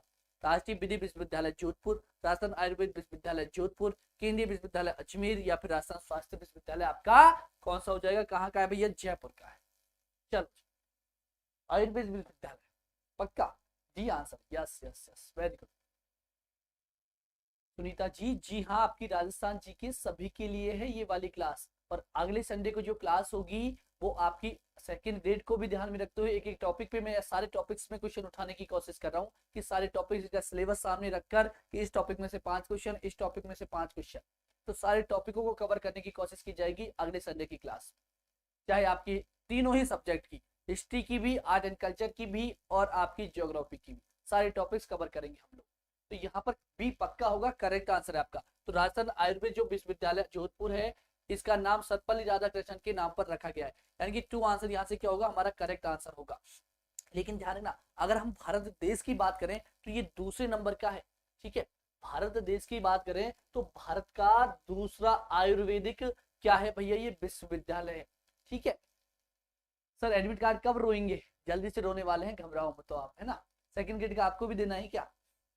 तो ध्यान रखना, ये भारत का दूसरा, अगर आपसे पूछ ले कि भारत का पहला आयुर्वेदिक विश्वविद्यालय ये कहाँ पर है, ये तो सही हो जाएगा, आपका करेक्ट आंसर है भारत का दूसरा है ये। लेकिन अगर आपसे पहला पूछ लिया जाए तो क्या आंसर करोगे वहां पर कि भारत के अंदर पहला आयुर्वेदिक जो विश्वविद्यालय वो कहाँ पर है? चलो बताओ जल्दी से आप लोग। अगला प्रश्न तब तक हमारा, अगला प्रश्न क्या है कि कौन सा युग्म यहाँ पर गलत है भैया? तो कौन सा युग्म गलत है देखेंगे अभी कि महाराणा प्रताप कृषि एवं तकनीकी जो विश्वविद्यालय वो उदयपुर के अंदर है। याद है क्या किसी को? नहीं बताओगे ना आप तो। ध्यान रखना, पहला जो आयुर्वेदिक विश्वविद्यालय था ये जामनगर, और जामनगर कहाँ पर पड़ता है? तो ध्यान रखना, जामनगर आपका पड़ता है गुजरात के अंदर। आज फिर से टाइम चेंज कर दिया सर। ज्ञान वर्मा जी, शाम को पता है ना आपकी स्पेशल क्लास है 7 बजे से, तो राम को कैसे हम क्लास करते? तो हमने क्या किया, जल्दी कर लिया, और अगले संडे को हम लंबी क्लास कर लेंगे आपकी 100, 150, 200 प्रश्नों की, जीके की, जो आपके सारे टॉपिक्स कवर हो जाए। तीसरा गलत है यहाँ पर, आयुर्वेदिक विश्वविद्यालय अजमेर के अंदर है, क्योंकि अभी तो हम पढ़ के आए हैं, तो इसका तो गलत कैसे करें? आयुर्वेदिक विश्वविद्यालय दूसरे नंबर का, अरे कहाँ पर है आपका? जोधपुर के अंदर है। कहाँ पर है आपका? जोधपुर के अंदर है। पहला कहाँ पर था आयुर्वेदिक विश्वविद्यालय? तो ध्यान रखना, पहला कहाँ पर था? जामनगर गुजरात के अंदर था। कहाँ पर? जामनगर गुजरात के अंदर पहला आयुर्वेदिक विश्वविद्यालय है। और वही बात करें राजस्थान की, राजस्थान में दूसरा है पूरे भारत का। ठीक है, चलो, यानी कि राइट आंसर क्या होगा? 3 आंसर यहाँ पर करेक्ट आंसर होगा। अगला प्रश्न आपका क्या है यहाँ से? अगला प्रश्न, शाम को रवि सर की क्लास है ना? जी बिल्कुल, अच्छा सुमन जी भी आ चुकी है, वेलकम है आपका भी। चलो जी, अगला प्रश्न है कि पंचायती राज आ गया, पंचायती राज आपका। चलो, पंचायती राज संस्थाओं की समस्याओं का जो अध्ययन करने के लिए भारत सरकार के द्वारा 1986 में निम्नलिखित में से किस समिति का गठन किया गया था? किस समिति का गठन किया गया था? अगर मैं बात करूं अशोक मेहता समिति, तो अशोक मेहता समिति का कब किया गया था भैया? कौन बताएगा? 1977 में किया गया था। और ये वही समिति है जिसने 2 स्तर के पंचायती राज की बात की थी। 2 स्तर के पंचायती राज की बात की थी। ध्यान रखना, पंचायती राज्य की। आगे बात समझ में, एक तो कौन सा बताया इन्होंने, मंडल स्तर, मंडल स्तर जिसको हम क्या बोल सकते हैं, आपकी पंचायत, पंचायत स्तर इसको बोल सकते हो आप, ठीक है। दूसरा स्तर इन्होंने बताया था कौन सा स्तर, तो ध्यान रखना जिला स्तर, ठीक है। दो ही स्तर बताए थे इन्होंने और इसका सुझाव दिया था। वही हम बात करें के संतानम समिति की स्थापना कब होती है, तो के संतानम समिति का संबंध तो किससे है भैया, तो इसका संबंध तो भ्रष्टाचार से था, भ्रष्टाचार के लिए ये बनाई गई थी, इसको जांच करने के लिए, ठीक है। तो 1962 में इसकी स्थापना हुई थी। और हनुमंत राव समिति की हम लोग बात करें तो इसकी स्थापना हुई थी भैया 1983-84 के अंदर। कब हुई थी, 1983-84 के अंदर। वहीं हम लोग बात करें यहाँ से, अगर आपके ML सिंघवी समिति की बात करें तो इसकी स्थापना होती है कब, 1986 के अंदर। कब होती है, 1986 के अंदर। तो करेक्ट आंसर क्या होगा यहाँ से, डी। जी बिल्कुल, लोकतांत्रिक विकास सिंघवी, हाँ जी। रवि सर भी जुड़ चुके हैं साथ में, बहुत बहुत धन्यवाद सर जी आपका भी। चलो तो यहाँ से बात करते हैं, हमारा करेक्ट आंसर क्या हो जाएगा, ऑप्शन 4। अगर मैं बात करूं यहाँ से, एक समिति और सुनी होगी आपने, कौन सी, पीके थंगुन समिति। कौन सी, पीके थंगुन समिति। चलो अब आप लोग बताओगे, इसके सारे आंसर मैं ही थोड़ी बताऊंगा। ML सिंघवी 1986 में होता है, तो आप पीके थंगुन का बता दो कि इसका कब होता है।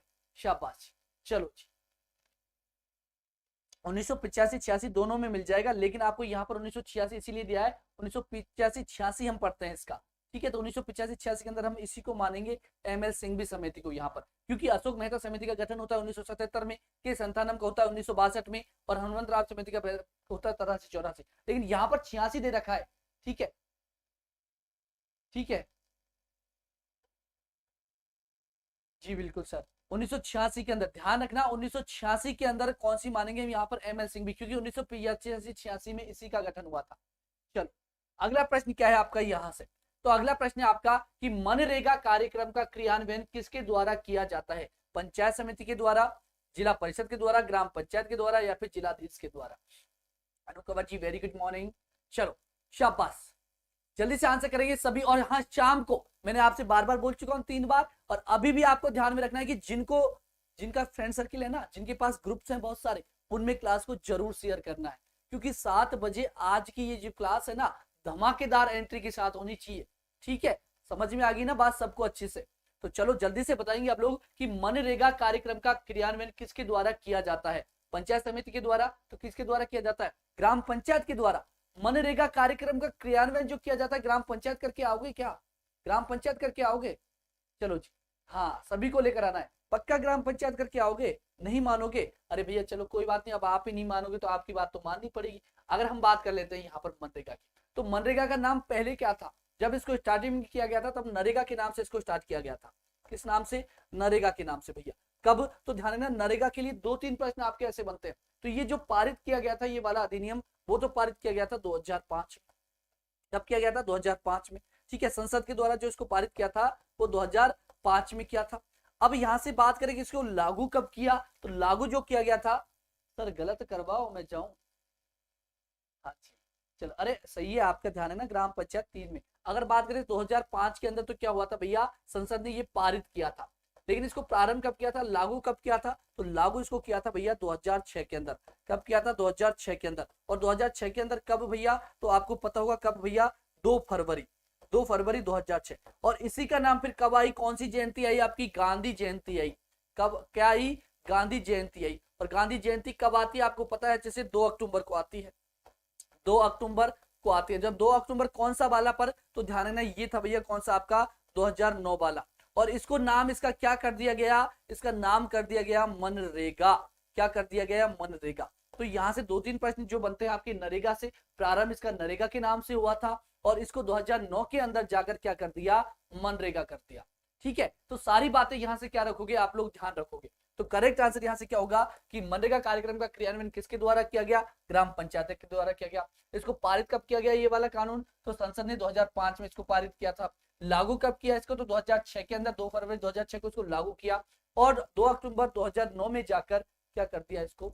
अगर आपसे पूछ ले 2005 के अंदर हमारा प्रधानमंत्री कौन था जिसको पारित किया गया था, उस समय हमारा प्रधानमंत्री कौन था, तो चिपकाओ यहाँ से जल्दी से आंसर। हाँ 6 जिले शामिल थे बिल्कुल। रवि सर की जो क्लास लाइव आती है, देखो वैसे तो 9 बजे आती है, एक तो सुबह 6:50 पर होती है, वो कब की, ठीक है, सुबह मॉर्निंग में, ठीक है। ध्यान रखना मॉर्निंग में 6:50 पर होती है वो कब की। इसके बाद हम बात करें तो रात को 9 बजे रेगुलर उनकी क्लास होती है। और आज तो उनकी स्पेशल क्लास है, स्पेशल क्लास यानी कि 7 बजे से प्रारंभ होगी और कब तक चलेगी तो ध्यान रखना, शाम को आज 7 बजे क्लास है और वो कितने बजे तक चलेगी तो ध्यान रखना, वो चलेगी रात को जब तक कि आपके 500 क्वेश्चन नहीं हो जाते, ठीक है। और मॉर्निंग में डेली क्लास की हम बात करें तो डेली क्लास होती है उनकी मॉर्निंग में 6:50 पर और एक रात को होती है 9 बजे, ठीक है। शाबाश सुनीता जी, बिल्कुल करेक्ट होगा। उस समय हमारे प्रधानमंत्री कौन थे? मनमोहन सिंह जी थे। चलो अब आगे की चर्चा करते हैं, अगले प्रश्न की हम चर्चा करते हैं। तो अगला प्रश्न क्या है आपका यहाँ से कि पंचायती राज संस्थाओं के चुनाव कराने का जो दायित्व है ना वो किसका होता है? ये तो हमने पहले भी कर लिया और अब कोई गलत करोगे क्या? गलत करोगे तो अब तो डबल मुर्गा बनना पड़ेगा आपको और 4 क्वेश्चनों के लिए आपको खड़ा रहना पड़ेगा। चलो जी जल्दी से बताओ, आज नेट जरूरी पड़ेगा बिल्कुल। इसका आज वो आता है ना कौन सा 61 रुपए का, कौन सा आता है 6 GB वाला, वो कर लेना जल्दी से। चलो जी करेक्ट आंसर क्या होगा? 46 में सी आंसर। सी में क्या है? राज्य निर्वाचन आयोग। राज्य करता है इसका, राज्य करता है पंचायती राज संस्थाओं का चुनाव, राज्य करता है क्या? कहां से पढ़ा ये चीज? चलो जी 19 वाला, हाँ 2 GB का आता है शायद 19 वाला तो है ना। चलो शाबाश, सी करता है मतलब राज्य निर्वाचन आयोग करता है पक्का। अच्छा पैसे कौन देगा? फिर अब मैं कहूँ आपसे कि जब जॉब लग जाओगे तब पैसे हमको दोगे क्या? आप लोग बताओ जल्दी से, दोगे क्या? मतलब आपके लिए एक तो सर इतना मेहनत कर रहे हैं फिर कह रहे पैसे कहाँ कौन देगा उनके। चलो जी भाई हमसे ले लेना और तो क्या करोगे, लेकिन पहले कर लग तो जाओ एक बार। तो यहाँ से करेक्ट आंसर हो जाएगा बिल्कुल 243 के। करेक्ट आंसर होगा राज्य निर्वाचन आयोग का, ठीक है। इसके द्वारा चुनाव किया जाता है पंचायती राज संस्थाओं का। चलो जी अगर मान लो मैं कह दूं आपसे कि पंचायती राज के अंदर, पंचायती राज के अंदर कोई सी भी पद, कोई सा भी पद रिक्त हो गया तो उसको कितने दिन के अंदर भरा जाएगा? कितने दिन के अंदर भरा जाएगा? कौन बताएगा जल्दी से आंसर। अगला प्रश्न है कि ग्राम सभा की गणपूर्ति कितनी होती है यहाँ पर? तो ग्राम सभा की गणपूर्ति कितनी होती है जल्दी से बताओ। चलो जी दे दिया सर, लगाओ तो सही क्या। चलो जी अच्छा यहाँ ये भी बात सही है आपकी। चलो 6 मंथ, शाबाश। तो ध्यान रखना ये वाली बात, किस किस के लिए? राष्ट्रपति के लिए और आपके पंचायती राज के लिए 6 मंथ के अंदर चुनाव होना जरूरी है।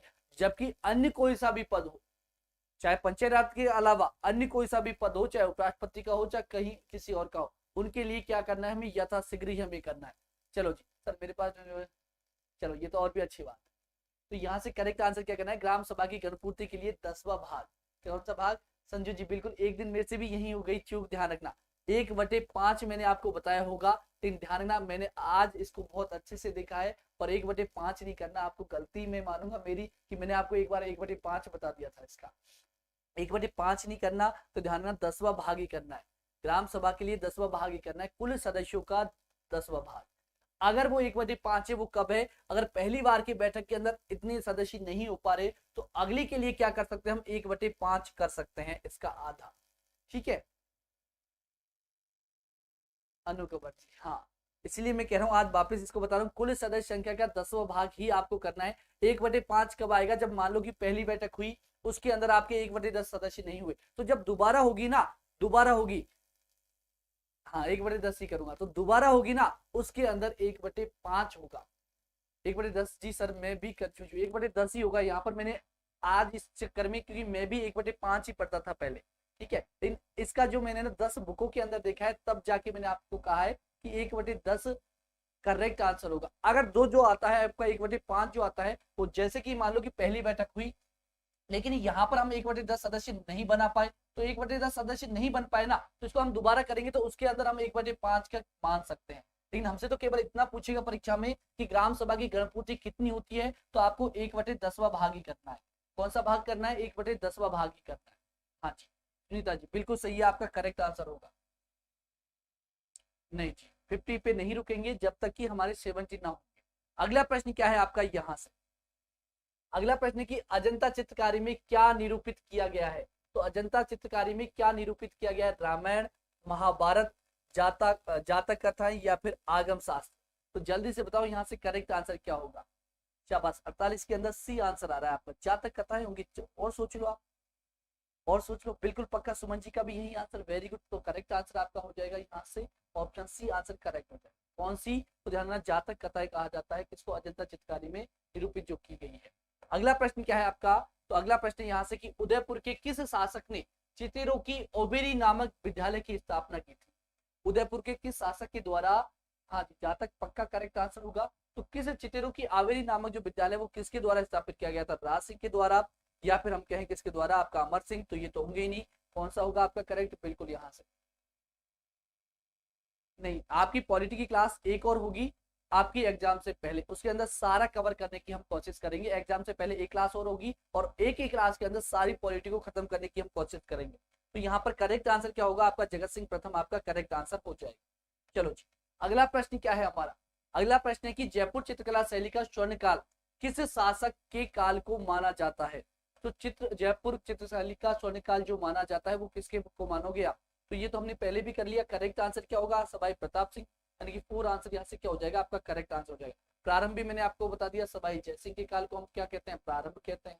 ठीक है, प्रारंभ जो माना जाता है वो कहाँ से माना जाता है? सवाई जयसिंह से। तो ऑप्शन फोर यहाँ से करेक्ट आंसर होगा। अगर प्रारंभ की पूछ ले तो सवाई जयसिंह करना है, और स्वर्ण काल की पूछे तो सवाई प्रताप सिंह करना है। अगला प्रश्न क्या है कि रेगिस्तान का जल महल किसे कहा जाता है? रेगिस्तान का जल महल यानी कि यहाँ पर कौन से जिले? अच्छा वही जिले दे रखे, तो जल्दी से बता दो रेगिस्तान के जिले कौन से किसको कहते हैं? गढ़सीसा सरोवर को कहते हैं, पंचवटा झील बाड़मेर को, जयसुल का कुआं जैसलमेर को, या फिर पटाड़ू का कुआं? क्या बात जी, आंसर करोगे? मुझे भी पता था। करेक्ट आंसर क्या होगा भैया आपका? जैसलमेर होगा, बाड़मेर होगा, जैसलमेर, पटाड़ू का कुआं। शाबाश। एक का क्या आ रहा है? एसएमएस बाबू का जैसलमेर आ रहा है, यानी कि जैसलमेर या तो ये जयसुल का या फिर और सोच लो यहाँ से। जैसे तो ध्यान देना भैया, कई बार तो बता दिया पटाड़ू का कुआं को तो बोलते हैं, यानी करेक्ट आंसर हो जाएगा आपका यहाँ से कौन सा? बाड़मेर। रेगिस्तान का जल महल कहते हैं पटाड़ू के कुआं को बाड़मेर। ठीक है, एसएमएस बाबू को तुम ले जाओ पीछे की साइड और मुर्गा बना दो इनको, है ना। चलो अगला प्रश्न क्या है? अगला प्रश्न है हाड़ी रानी की बावड़ी एवं कुंड कहाँ पर स्थित है? हाड़ी रानी की बावड़ी और कुंड कहाँ पर है? चलो जल्दी से चिपकाओ, यहाँ पर कहाँ पर है? टोडा रायगढ़ टॉप के अंदर है। तो जाना है क्या पीछे? पीछे क्यों जाना जब पहला ही ऑप्शन है? अरे ये इसी को कहते हैं, ठीक है ना, रेगिस्तान का जल महल भी, क्योंकि यहीं पर तो है इसलिए कहते हैं इसको। करेक्ट आंसर क्या होगा? करेक्ट आंसर हो जाएगा आपका ऑप्शन कौन सा हो जाएगा? यहाँ पर तो ध्यान रखना, टोडा रायसी। चलो बताओ अब फिर, है ना, जो हम बात कर रहे हैं किसकी बात कर रहे हैं? रेगिस्तान के जल महल की बात कर रहे हैं ना, तो इसकी जल्दी से बताओ कि इसकी जो निर्माण है वो किसने किया था? निर्माण किसने किया था? मैंने बताया था वही निर्माण किसके द्वारा किया गया था? जल्दी से बताओ। मैंने बताया था, आप जो कह रहे हो ना घड़ा वाला, तो वही है। जल्दी से बताओ निर्माण किसने किया था? निर्माण करने वाले का नाम भी मैंने आपको बताया होगा। हाड़ी रानी की बावड़ी एवं कुंड स्थित है कहाँ पर? तो ध्यान देना, टोडा रायगढ़, टोडा रायसिंह टॉप के अंदर है। करेक्ट आंसर यहाँ से क्या हो जाएगा आपका? ऑप्शन ए करेक्ट आंसर होगा। आएगा किसी का आंसर? जल्दी से बताओ यहाँ से कि मैंने क्या कहा आपसे। संध्या जी जा रहे हैं? अरे रुक जाओ, 20 क्वेश्चन हो। चलो जल्दी से बताओ। ऐसे मत बाबू, मैंने बताया था ठाकुर याद है? कौन सा ठाकुर? अरे मामा ठाकुर नहीं भैया, ध्यान रखना कौन सा ठाकुर था, ध्यान रखना कौन सा ठाकुर? गुलाब सिंह ठाकुर। ठीक है, गुलाब सिंह ठाकुर के द्वारा इसकी स्थापना की गई थी, गुलाब सिंह ठाकुर के द्वारा। आ जाओ अगला प्रश्न। डूंगरपुर स्थित नौलखा की बावड़ी का जो निर्माण है वो आस्करण की किस रानी ने करवाया था? नौलखा की बावड़ी का निर्माण, हाँ जी, गुलाब सिंह के द्वारा। चलो जी, टारगेट जी क्या कह रहे हैं ये भाई समझ में नहीं आया हमारे, तो चला गया नीचे आंसर कि डूंगरपुर स्थित नौलखा की जो बावड़ी का निर्माण है वो किसके द्वारा करवाया गया था? तो चिपका दो जल्दी से आंसर, कई बार तो बता दिया यहाँ पर, प्रेमल दे। शाबाश। कौन सी होगी भैया, कौन सी देवी? तो ध्यान रखना प्रेमल दे यहाँ से आपका करेक्ट आंसर होगा। चलो अगला प्रश्न क्या है कि बीकानेर के किस प्रसिद्ध शासक ने जीवन पर्यंत मुगलों की सेवा की थी? तो मुगलों की सेवा करने वाला कौन था? जल्दी से चिपकाओ यहाँ पर करेक्ट आंसर क्या होगा? बीकानेर के किस प्रसिद्ध शासक ने जीवन पर्यंत मुगलों की सेवा की थी? तो किसके द्वारा की गई थी? राय सिंह, कल्याणमल, कर्ण सिंह, या फिर जैत सिंह? किसके द्वारा की गई थी? कल्याण सिंह के द्वारा। यहाँ से करेक्ट आंसर हो जाएगा आपका ऑप्शन। महाराणा प्रताप के बाद मुगलों से जो लोहा लिया था वो इसी ने लिया था और कोई नहीं हुआ पैदा। ध्यान रखना करेक्ट आंसर क्या होगा आपका? ऑप्शन टू आंसर करेक्ट होगा। ठीक है, मुगलों की सेवा की थी। चलो अगला प्रश्न क्या है? अगला प्रश्न आपका कि महाराणा प्रताप का पथ प्रदर्शक किससे माना जाता है? महाराणा प्रताप का पथ प्रदर्शक किसको माना जाता है? जल्दी से बताओ, जल्दी से बताओ यहाँ पर करेक्ट आंसर क्या? चंद्रसेन। महाराणा प्रताप का पथ प्रदर्शक किसको माना जाता है? महाराणा कुंभा को या रामचंद्र सेन को? सोच लो और जल्दी से आंसर, कुंभा होगा या चंद्रसेन होगा? पक्का चंद्रसेन होगा। करेक्ट आंसर है आपका चंद्रसेन भाई। ठीक है, चलो जल्दी से चलते हैं, करेक्ट आंसर करते हैं फटाफट से, हमारा टाइम भी हो गया। चलो अगला प्रश्न क्या है आपका कि प्रतिहारों की जालौर शाखा के प्रवर्तक कौन है? वसराज है, नागभट्ट है, या फिर धर्मराज है, या फिर देवराज है? प्रतिहारों की जालौर शाखा के जो प्रवर्तक है वो किसे माना जाता है? तो ध्यान देना, नागभट्ट प्रथम को माना जाता है। किसको माना जाता है? नागभट्ट प्रथम को। संसद भुला बिसरा राज्य। हाँ जी। अगला प्रश्न क्या है? 54 का आंसर क्या है सर? अच्छा जी, एक मिनट, कौन सा था आपका 54? महाराजा राय सिंह ही होगा। बीकानेर के किस प्रसिद्ध शासक जो जीवन पर्यंत मुगलों की सेवा की थी? भैया राय सिंह के द्वारा की गई थी। ठीक है, चलो अगला प्रश्न क्या है आपका कि महाराणा प्रताप का पथ प्रदर्शक, यानी इसी ने तो लिया था लोहा, ठीक है, रामचंद्र सेन के द्वारा ही थे। अगला प्रश्न क्या है आपका? अगला प्रश्न प्रतिहारों की जालौर शाखा के प्रवर्तक कौन है? तो ध्यान रखना, नागभट्ट प्रथम में। अगला क्या है आपका? शेखावाटी क्षेत्र में गीदड़ नृत्य का आयोजन होता है दशहरे के अवसर पर, होली के अवसर पर, दीपावली के अवसर पर, या फिर भैया कब होता है? भैया रक्षाबंधन के अवसर पर। तो आपको अच्छे से पता होगा यहाँ पर आदि राय सिंह ही है। अगला प्रश्न क्या है यहाँ से? जल्दी से बताओ करेक्ट आंसर। होली के अवसर पर। तो ध्यान रखना, शेखावाटी क्षेत्र में जो गीदड़ नृत्य का आयोजन होता है वो होली के अवसर पर होता है। चलो जी, अगला प्रश्न क्या है आपका? अगला प्रश्न, बिंदोरी नृत्य का संबंध किससे है? तो बिंदोरी नृत्य का संबंध आता है आपके किससे? झालावाड़ से, राजसमंद से, भीलवाड़ा, जोधपुर। तो करेक्ट आंसर किसका होगा भैया? सबसे पहले आ रहा है क्या? ओहो, ये निशु जी आ गई क्या? वेल डन, शाबाश, बहुत बहुत धन्यवाद आपका। चलो, जो आपके दर्शन यहाँ पर। करेक्ट आंसर क्या हो जाएगा आपका? बिंदोरी नृत्य कहाँ का है भैया? तो ध्यान रखना, झालावाड़ का है। अगला प्रश्न क्या है आपका? जी बिल्कुल, शाबाश। भीलवाड़ा में नहर नृत्य का आयोजन किसके शासनकाल में हो रहा है? चलो जी, भीलवाड़ा के नहर जो नृत्य है इसका आयोजन किसके शासनकाल से हो रहा है? तो जल्दी से बताओ किसके शासनकाल से हो रहा है? अकबर के से, जहांगीर से, या फिर शाहजहां से? जहांगीर के से। और क्या बनोगे? उल्टा। ठीक है, बी में जहांगीर है, शाबाश, वेल डन, शाबाश, जहांगीर। तो करेक्ट आंसर हो जाएगा वही जहांगीर जिसकी अनारकली डिस्को चली थी। करेक्ट आंसर क्या हो जाएगा यहाँ से? आपका ऑप्शन 2 आपका करेक्ट आंसर हो जाएगा। भीलवाड़ा में नाहर नृत्य का आयोजन किसके शासनकाल से हो रहा है? जहांगीर के शासनकाल से। क्या क्या बस्टार जी गई भैंस तरलय में। चलो अगला प्रश्न क्या है? अगला प्रश्न है आपका, राजस्थान के पश्चिमी मरुस्थल भाग की चट्टानें किस भूगर्भिक काल की है?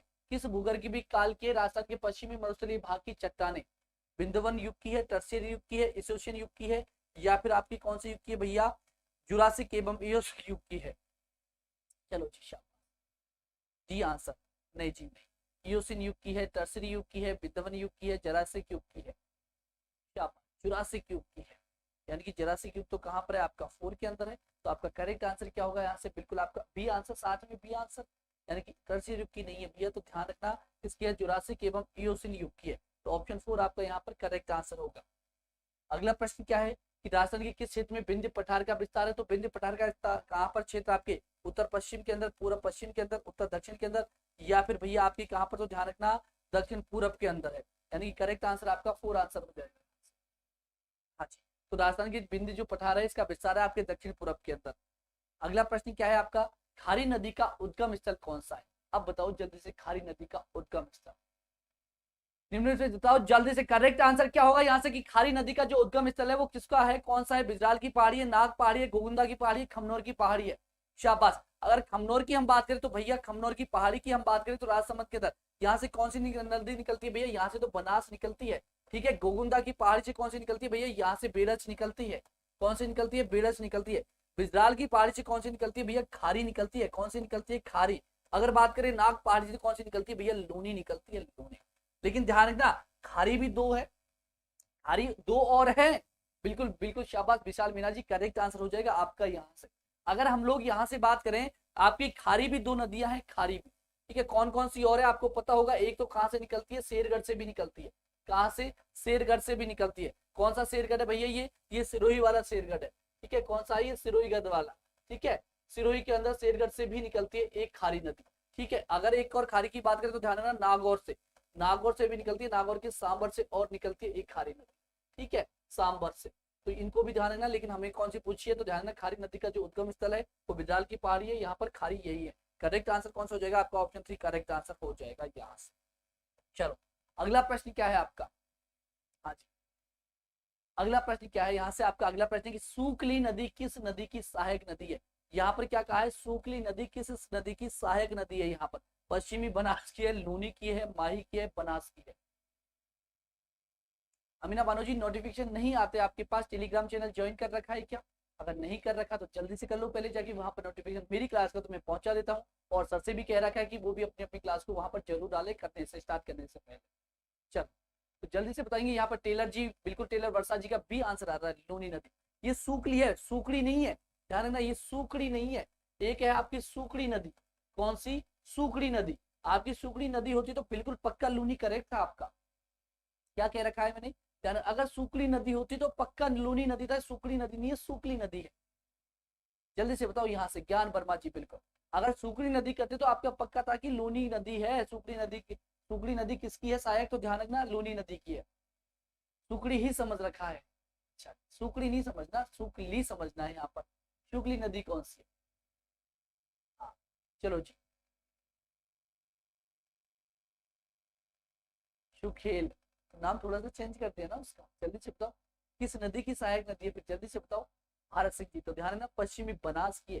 किसकी है? पश्चिमी बनास की, यानी कि करेक्ट आंसर यहाँ से क्या हो जाएगा आपका? ऑप्शन ए हो जाएगा।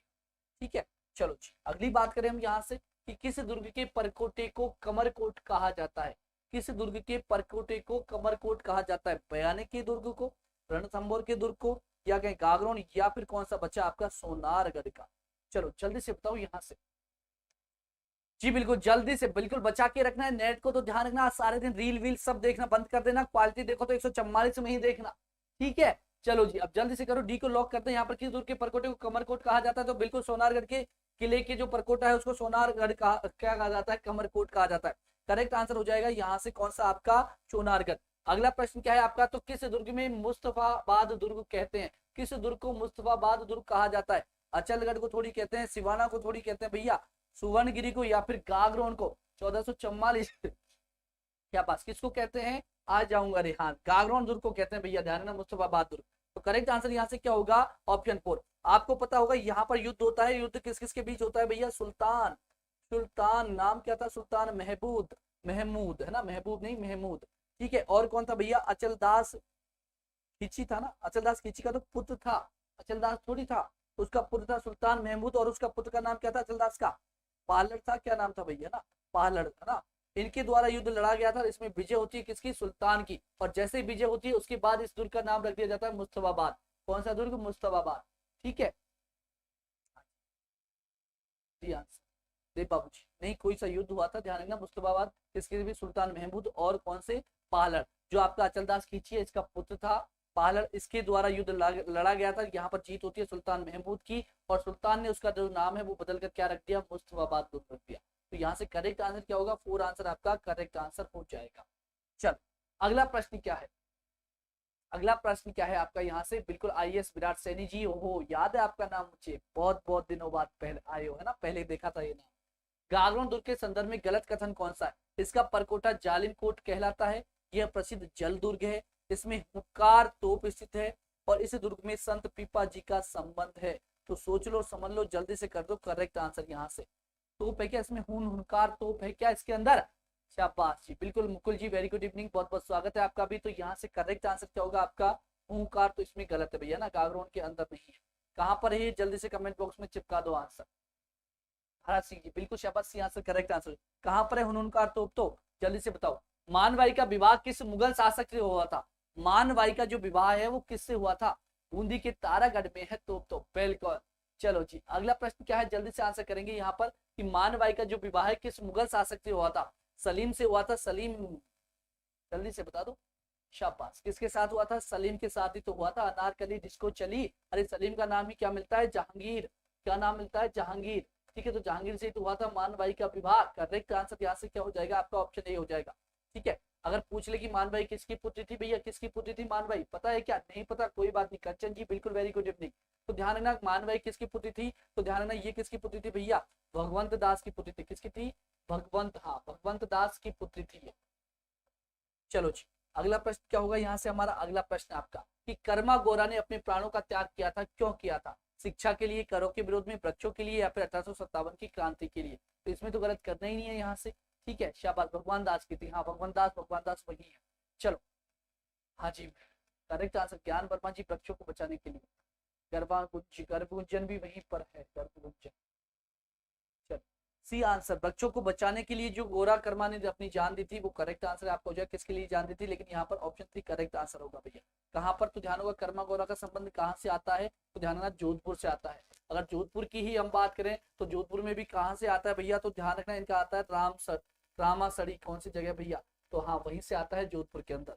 चलो रामासड़ी क्या है वहां पर जगह, वहीं से इनका संबंध आता है, लेकिन जोधपुर से जिला ध्यान रखना है। चलो शाबाश।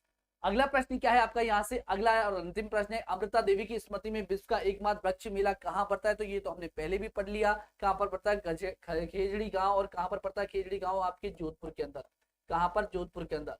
पता है आपको 363 महिलाओं ने जान दी थी, वहीं उसी के लिए स्मृति के लिए खेजड़ी गांव के अंदर पड़ता है आपका कौन सा, बिल्कुल जोधपुर के अंदर। तो बात हमारी हो गई यहाँ तक पूरी। नेक्स्ट सेशन एक बार फिर आप लोगों के लिए बता दूं यहाँ से, सर एक बात पूछनी है क्या, क्या पूछना है जल्दी से पूछ लीजिएगा। अगली बात करते हैं हम यहाँ से, शाम को ध्यान रखना अगली क्लास जो आपकी होगी अभी 1 बजे, 1 बजे जो क्लास होगी आपकी ज्योग्राफी की क्लास होगी। किसकी होगी, ज्योग्राफी की क्लास होगी। इसके बाद आपकी एक क्लास होगी 3 बजे, 3 बजे होगी आपकी हिस्ट्री की क्लास। किसकी क्लास होगी, हिस्ट्री की क्लास। और इसके बाद आपको ध्यान रखना एक क्लास होगी आपकी 5 बजे, 5 बजे आपकी हिंदी की क्लास होगी, इसकी क्लास होगी हिंदी की। और इसके बाद जो आपकी स्पेशल क्लास है शाम को 7 बजे, कितने बजे, शाम को 7 बजे सभी पहुंचेंगे, ध्यान रखना शाम को 7 बजे रवि सर के सेशन में, जो आपके लिए इतनी मेहनत कर रहे हैं, 500 क्वेश्चन का धमाकेदार धमाकेदार रिवीजन आपको करवाएंगे। तो उस क्लास के लिए सभी को थोड़ा सा हेल्प करनी है, हमें भी, हमारा भी दायित्व बनता है। जब सर इतनी मेहनत करें तो क्यों ना हम इतना सा काम कर दें कि सभी बच्चों को भी यहाँ पर लेकर आए। तो यही मैं कहूंगा कि आपके जितने भी ग्रुप्स हैं, सर यहाँ ज्योग्राफी वाली 2 घंटे की है ना, हाँ जी सारी 2 घंटे की होगी, लेकिन ध्यान रखना आज जो ज्योग्राफी होगी वो इंडिया की होगी, ठीक है, इंडिया की। इसके अलावा 3 बजे आपकी हिस्ट्री की होगी, ये भी इंडिया की हिस्ट्री होगी, ठीक है। संडे के दिन आपको पता है इंडिया की होती है, अगले संडे को हम नहीं रखेंगे, ऐसी आपकी सारे सिलेबस को ध्यान में रखते हुए करेंगे। क्या क्या हुआ, क्या पूछा था, चला गया आपका कमेंट भाई। चलो जी, और कोई आपकी सवाल जवाब,